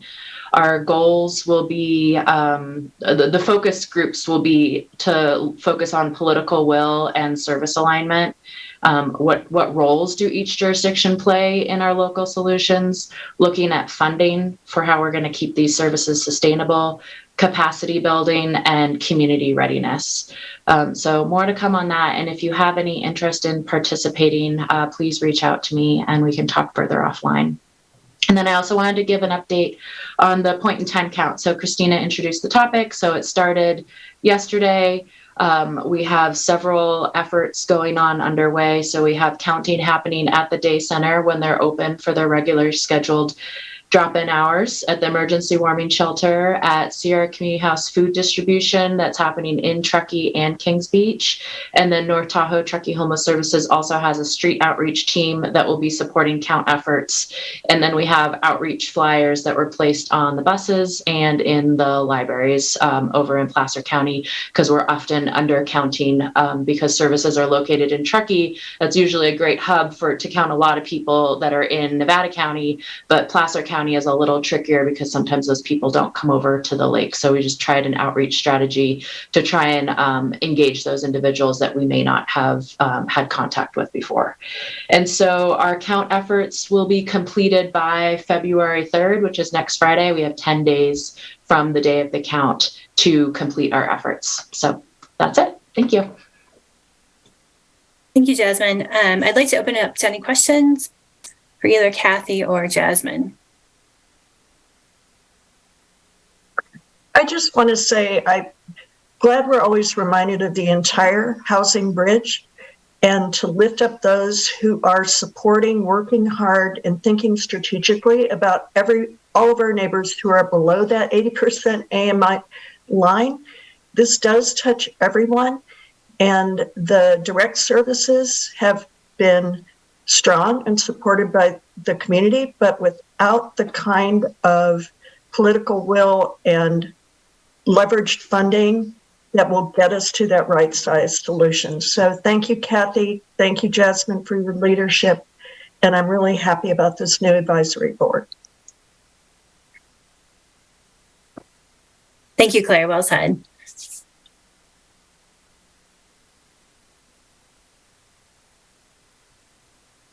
Okay. Well, thank you again for all the great work you guys are doing. I am also excited about the formation of the Advisory Council. I think it's an interesting format moving forward.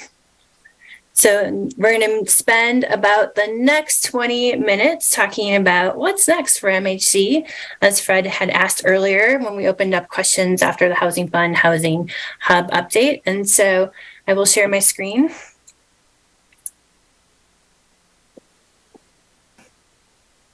And I'd like to remind you guys of the formation and timeline for Mountain Housing Council. So as we were talking about the needs assessment earlier, community partners really came together in 2016, recognized a need for housing solutions in our region, and embarked on the Regional Housing Needs Assessment with BAE in 2016. Based on that assessment, we realized we needed a regional approach with all the stakeholders at the table.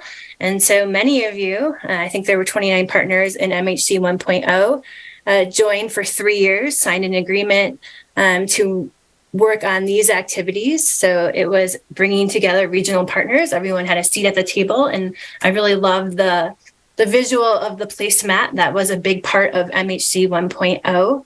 And so there was that facilitation and that reporting, public outreach and education, statewide policy coordination, and support collaborations among partners. So we've kept all those pieces from MHC 1.0, but we really switched gears in MHC 2.0 to be implementation, as Sean said earlier.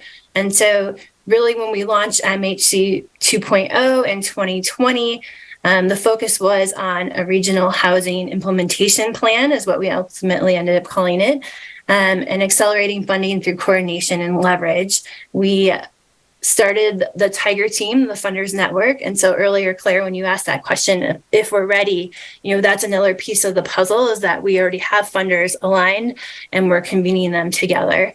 And then the Housing Hub, which we just heard, is at a really exciting point and about to launch. And so looking at this landscape, we're kind of at this point now of what is next for the next iteration. And so, as mentioned earlier, we have the framework in place with the hub and the housing fund. As Jasmine just announced, there's going to be a homeless advisory council that will actually sit under potentially the county's leadership through the HERC board and COC funding.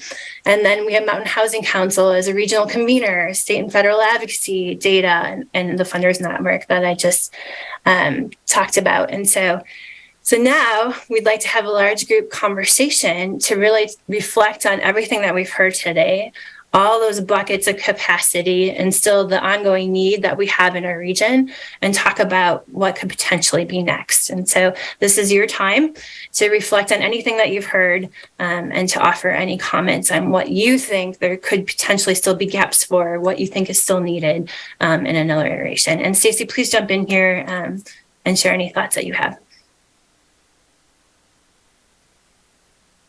And don't all raise your hands at once.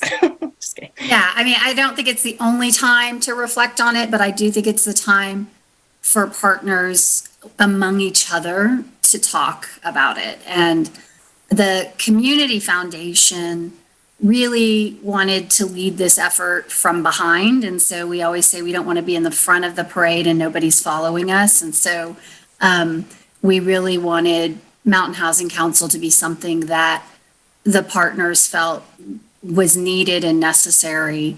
As you guys know, the Community Foundation has a lot of other, things that we do, from grant making to scholarships, family strengthening. We focused on climate and forests. So housing is still very important. I don't think come June 1st, we're going to be like, well, that was good. Glad we did that. And, now that the housing problem is solved and everybody, but we do see that there are more regional capacities in place. I like to think that some of it is because of the, commitment we've all made to each other. I think also, Christina, we were talking about doing a survey as well. And that we want to ask the right questions in this moment. So even if you don't know how, the feedback you want to give in this moment, you might be like, well, I think you should ask this question to all the partners. We're just really open to that, because at some point I have to go back to the board of TTCF and say, Mountain Housing Council lives again in this way. Mountain Housing Council, is sunsetting. And all of that is okay. I think that, we never really wanted to institutionalize this in a way that would take away from the solutions that need to come together. So I'm going to stop talking. You're not going to hurt my feelings or anybody's here that represents the Community Foundation, but we would love some honest feedback. Sean, please go ahead. Jump in.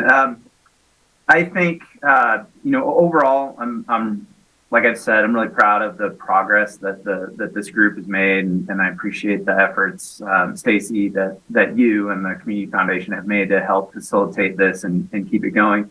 I think a survey is a good idea of the participating members, especially the financial supporters of this effort. But I would suggest that before the survey is done, that the next steps or maybe the final steps of the Mountain Housing Council are the preparation of a kind of summary report of the progress and the achievements that the Mountain Housing Council has made, so that it's been a long time, so that before we start asking everybody what they can remember, because I can only remember what happened about an hour ago, that we remind everybody of the progress and achievements that were made. And so that I think that's a good way to wrap it up. And I would even suggest that if possible, that there may be an opportunity to do some presentations to some of those funding agencies on the results and how they're financial participation, board member participation, all of that was really useful.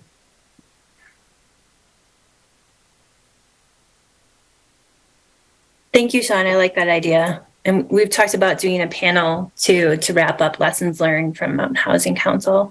And so we'd look to partners to be on that panel as well.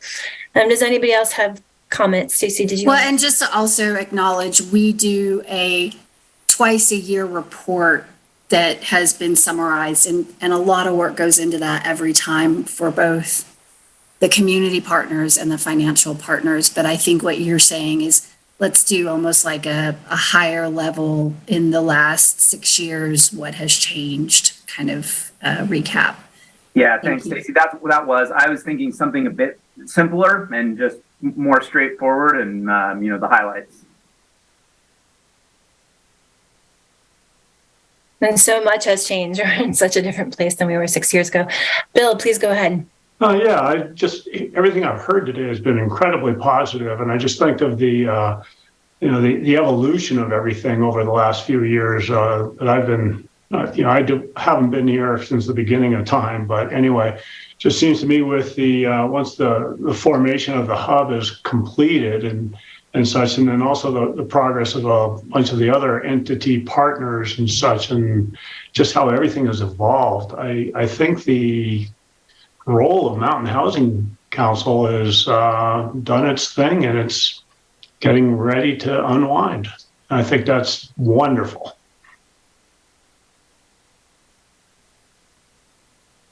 Thank you, Bill.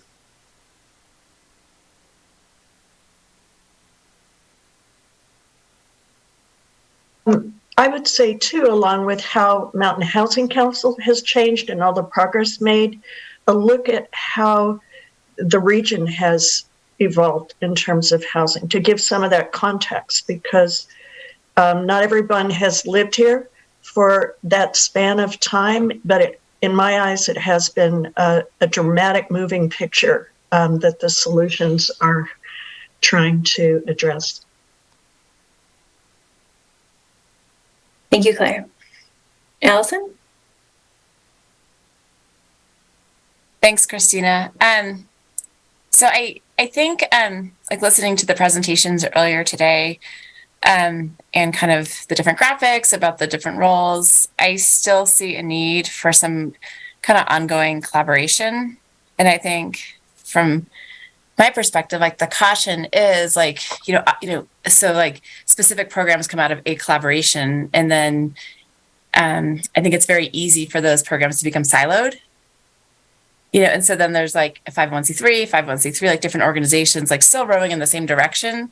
But if there's not a place to come together to ensure that they're rowing in the same direction, or to ask questions, or to talk about implementation, or just to provide some like a clearinghouse space for some conversations to take place, I think we kind of risk going back to having like siloed entities who are very passionate and doing really good work in the community, but not really knowing what else is happening. And for people who are kind of on the outside, like involved with housing, but maybe not it's their core mission, it's easy for people to, I think, unless there is a place to come together, to become disconnected to the broader work and the broader vision.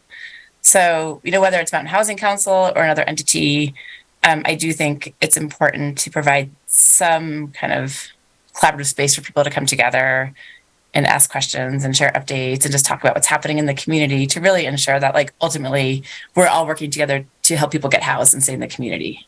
Right. And that we're also working towards that common vision. Thank you.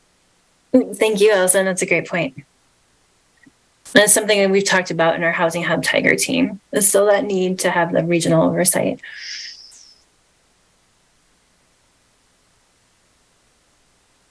Does anybody else like to comment? Okay, well, we're running right on time.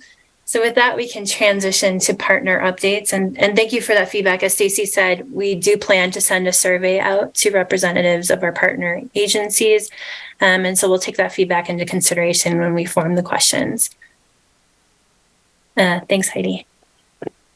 So with partner updates, I'm just going to make a really quick update on behalf of Nevada County. As we heard earlier, they're having their housing workshop today. It's been a busy week for their Board of Supervisors. They've been in meetings all day, I think every day this week.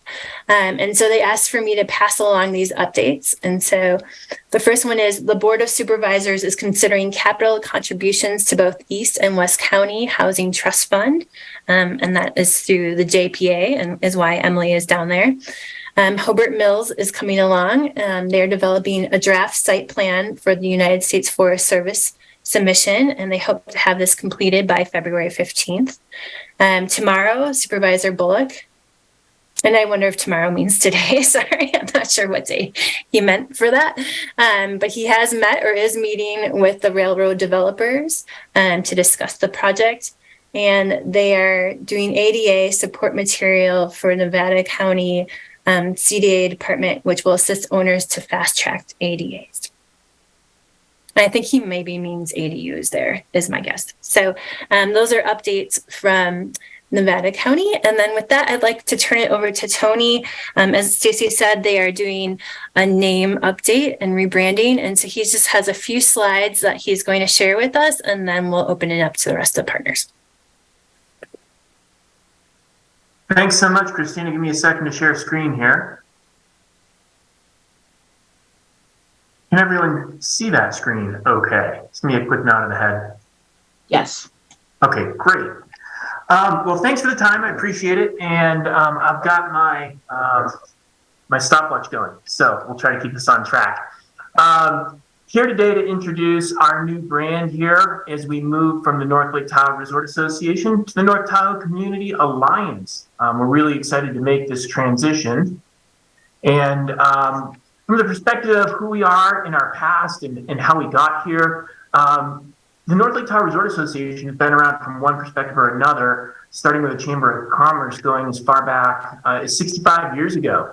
Some major pivotal points in transition for the organization. In 1996, the Chamber of Commerce joined with the Convention Visitors Bureau Authority to form the NLTRA through an agreement with Placer County funded by TOT funds.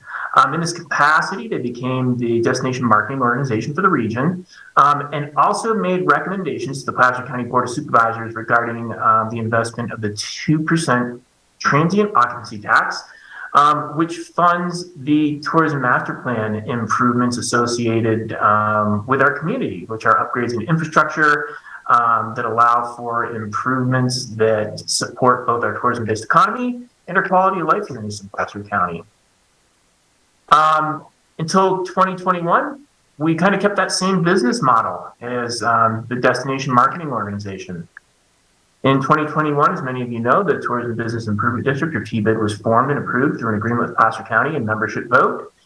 And it really started the significant shift in two things for the NLTRA. One is a shift in purpose, and two is a shift in funding mechanism. So the funding mechanism now, formerly we were funded by TOT funds through an agreement with Placer County.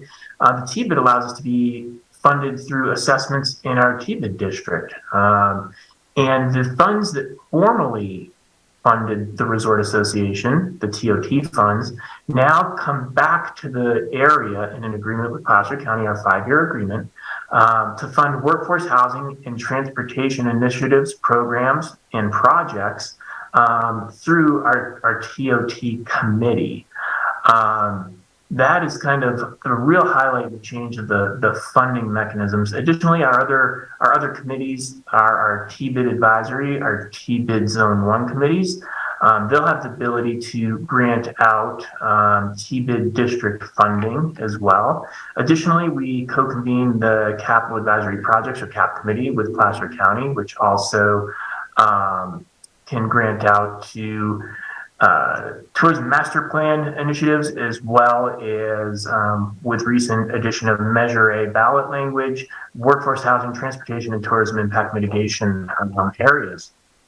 So from the purpose, we're really changing from a purely destination marketing organization to a destination management organization.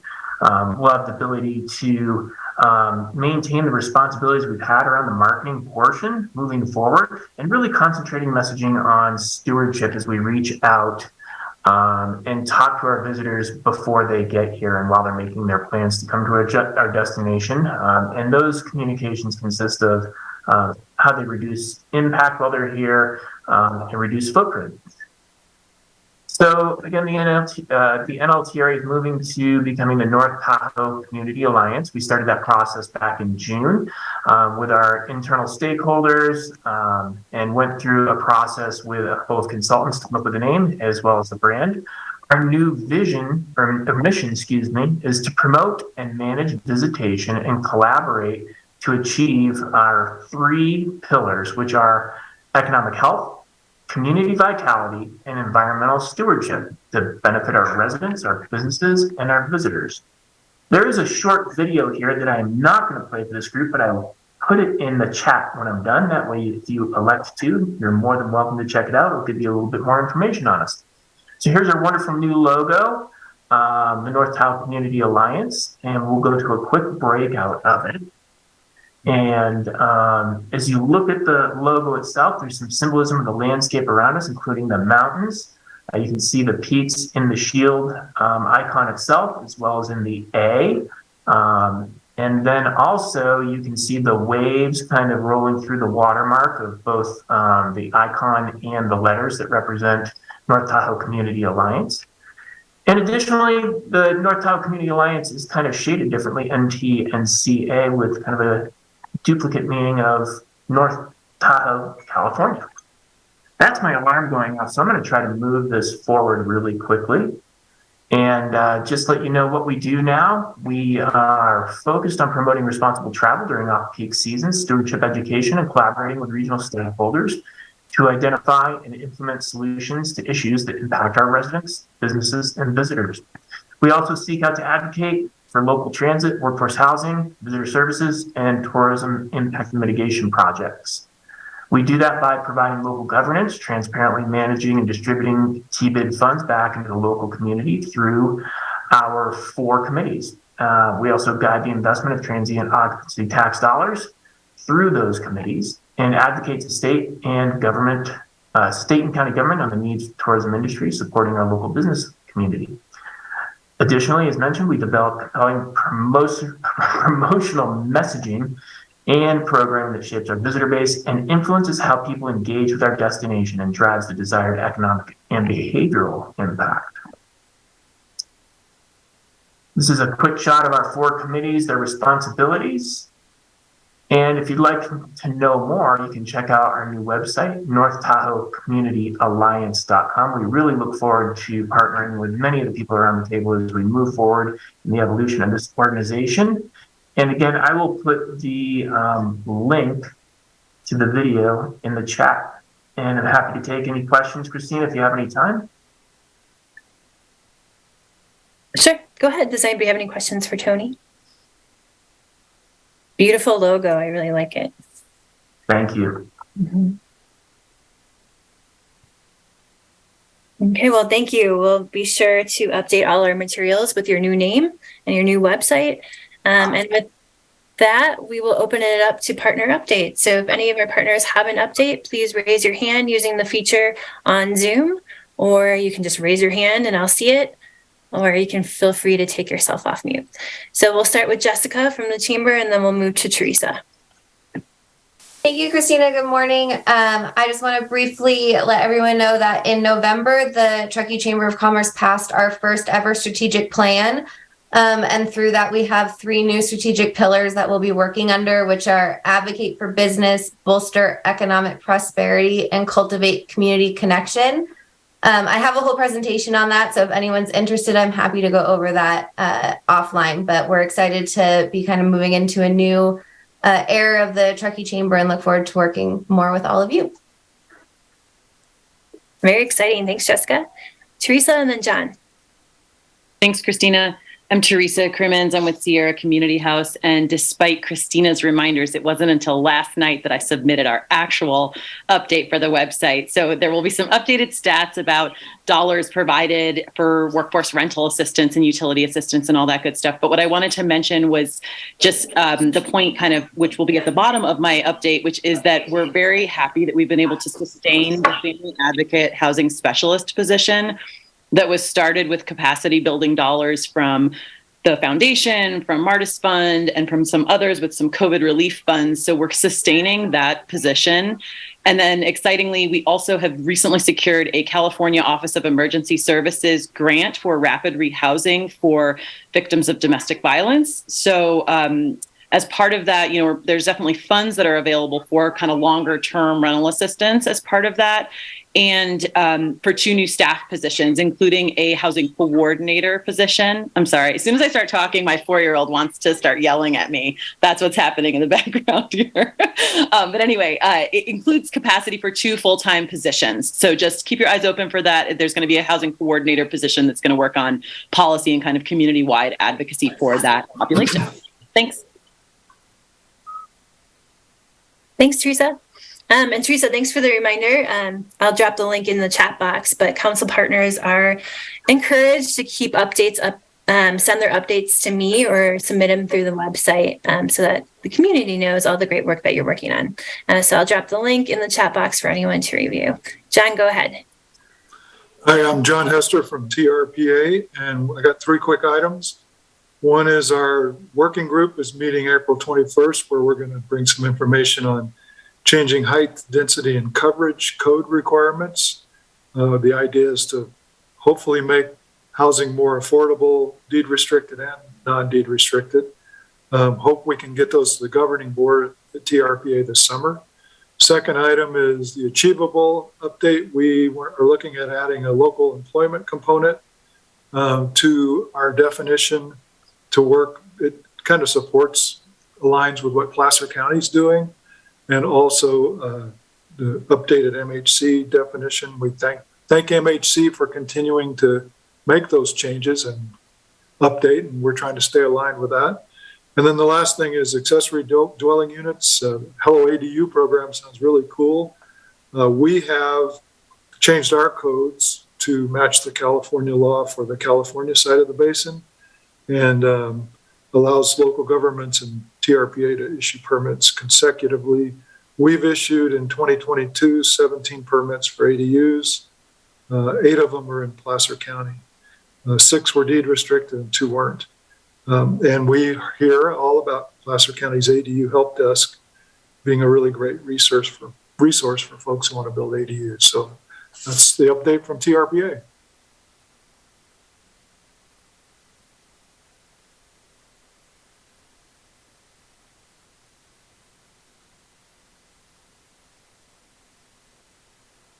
Oh, maybe I was on mute. Sorry. Was I? Thanks, John. That was a great update. It's a good segue to Emily in Placer County. Go ahead, Emily. Thank you. Emily Setzer, Principal Planner with Placer County, managing housing for East Placer. So we are moving forward with our Tahoe Basin Area Plan amendments. Those amendments focus on the economic vitality of the town centers and ways to make housing easier to build, particularly by allowing multifamily achievable deed restricted housing to be allowed by right, no use permit. So we are moving forward, planning a public workshop in March. We're still finalizing the date and location, so we'll send out communications on that, working on an environmental review, and then we hope that hearings should resume in spring, summer timeframe. We have to go between Placer County and TRPA. For our workforce housing preservation program, Crystal Jacobson will be bringing that item to our board on February 14th for more funding, really focusing on kind of relaunching more funding and marketing for that program in preparation of the spring, summer real estate market. We are closing on our 3rd purchase right now. I was going to give ADU updates, but I'll keep those real short since John sort of covered those for me. Thanks, John. We've had overall for East Placer, we've had 20 permit applications in 2022 with our ADU Resource Center, and 19 of those appointments have been in East, and 19 more appointments in East Placer for other sites. So that's exciting. And then our Lease to Locals program is still working really well. It launched in August. We've had 267 leads. We've housed 40 people and awarded grants on 17 properties. So I'll conclude there. Thanks. Thank you, Emily. Lynn, and then Yumi. Hi, everyone. My name is Lynn Baumgartner. I'm the housing analyst at the town of Truckee. A couple updates on our housing programs. We launched the Truckee Home Access Program, a deed restriction purchase program, in November of 2022. And this week we closed on our first house in that program. So we're very excited about that. And we also have another one under contract already. So we're excited that that program launched to such a quick start. And last week, our council approved changes to the program guidelines that will allow THAP, Truckee Home Access Program funding, to be layered with MARTIS Fund dollars pending approval by MARTIS Fund board, which will hopefully happen pretty soon. So we're excited about that as well, to open the for sale market to even more of our local workforce. Our Lease to Locals program is also still going strong. We hit a couple months ago, since the last update, we hit over 100 houses in the program. I think we're at 115 right now, with over 200 people housed, which is super exciting. And then we have finally just have a new housing program that our council approved the framework for the program in January, and we will be bringing the guidelines in an RFP to council in February. And that is the short-term rental workforce housing token pilot program, which is similar to the Truckee Home Access Program in that it's a deed restriction program.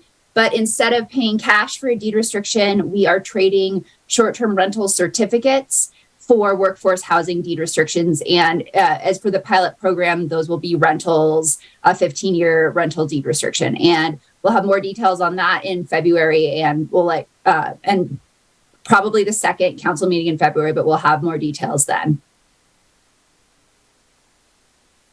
Thank you, Lynn. Yumi? Lynn has all of our housing programs. I just wanted to quickly tack on that the town has been working for many years, for a few years, on the general plan update, and we're actually planning on and hoping to go to our planning commission in March for their review and recommendation to our council, who will then review the general plan in April, we're hoping, and that will ultimately lead to some action items that will lead to housing programs, more housing programs, hopefully, and then looking at potentially a Truckee-specific density bonus workforce housing overlay program in the town. That's all I have. Great. Thank you, Yumi. Are there any other updates?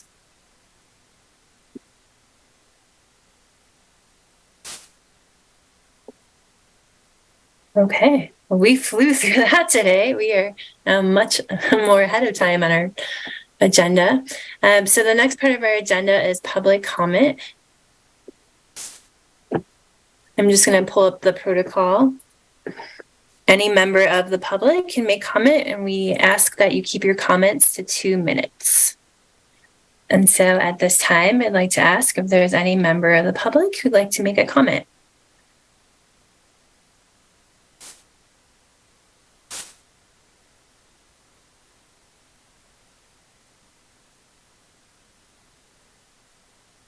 All right, well, then I would like to open it up to anyone for any other comment by partners. And if there's not, then we can adjourn very early today.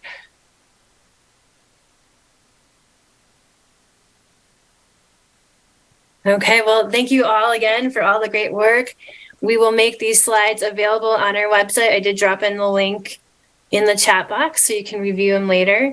The meeting recording will be available on Tahoe Truckee Media site fairly soon after this meeting, and then we'll make it available on Mountain Housing Council's site, probably early next week. And we'll also put the summary there, and we will mail that out or email that out to partners. And thanks for all of you who have said, yes, I'll come to Capitol Day and I will participate on the Tiger team. We definitely appreciate it. And if you are still considering it, there's still time. Just send me an email. Okay. Thank you, everyone. Enjoy the rest of your day and your weekend. Thanks, Christina. Thanks. See you all. Thanks, Christina.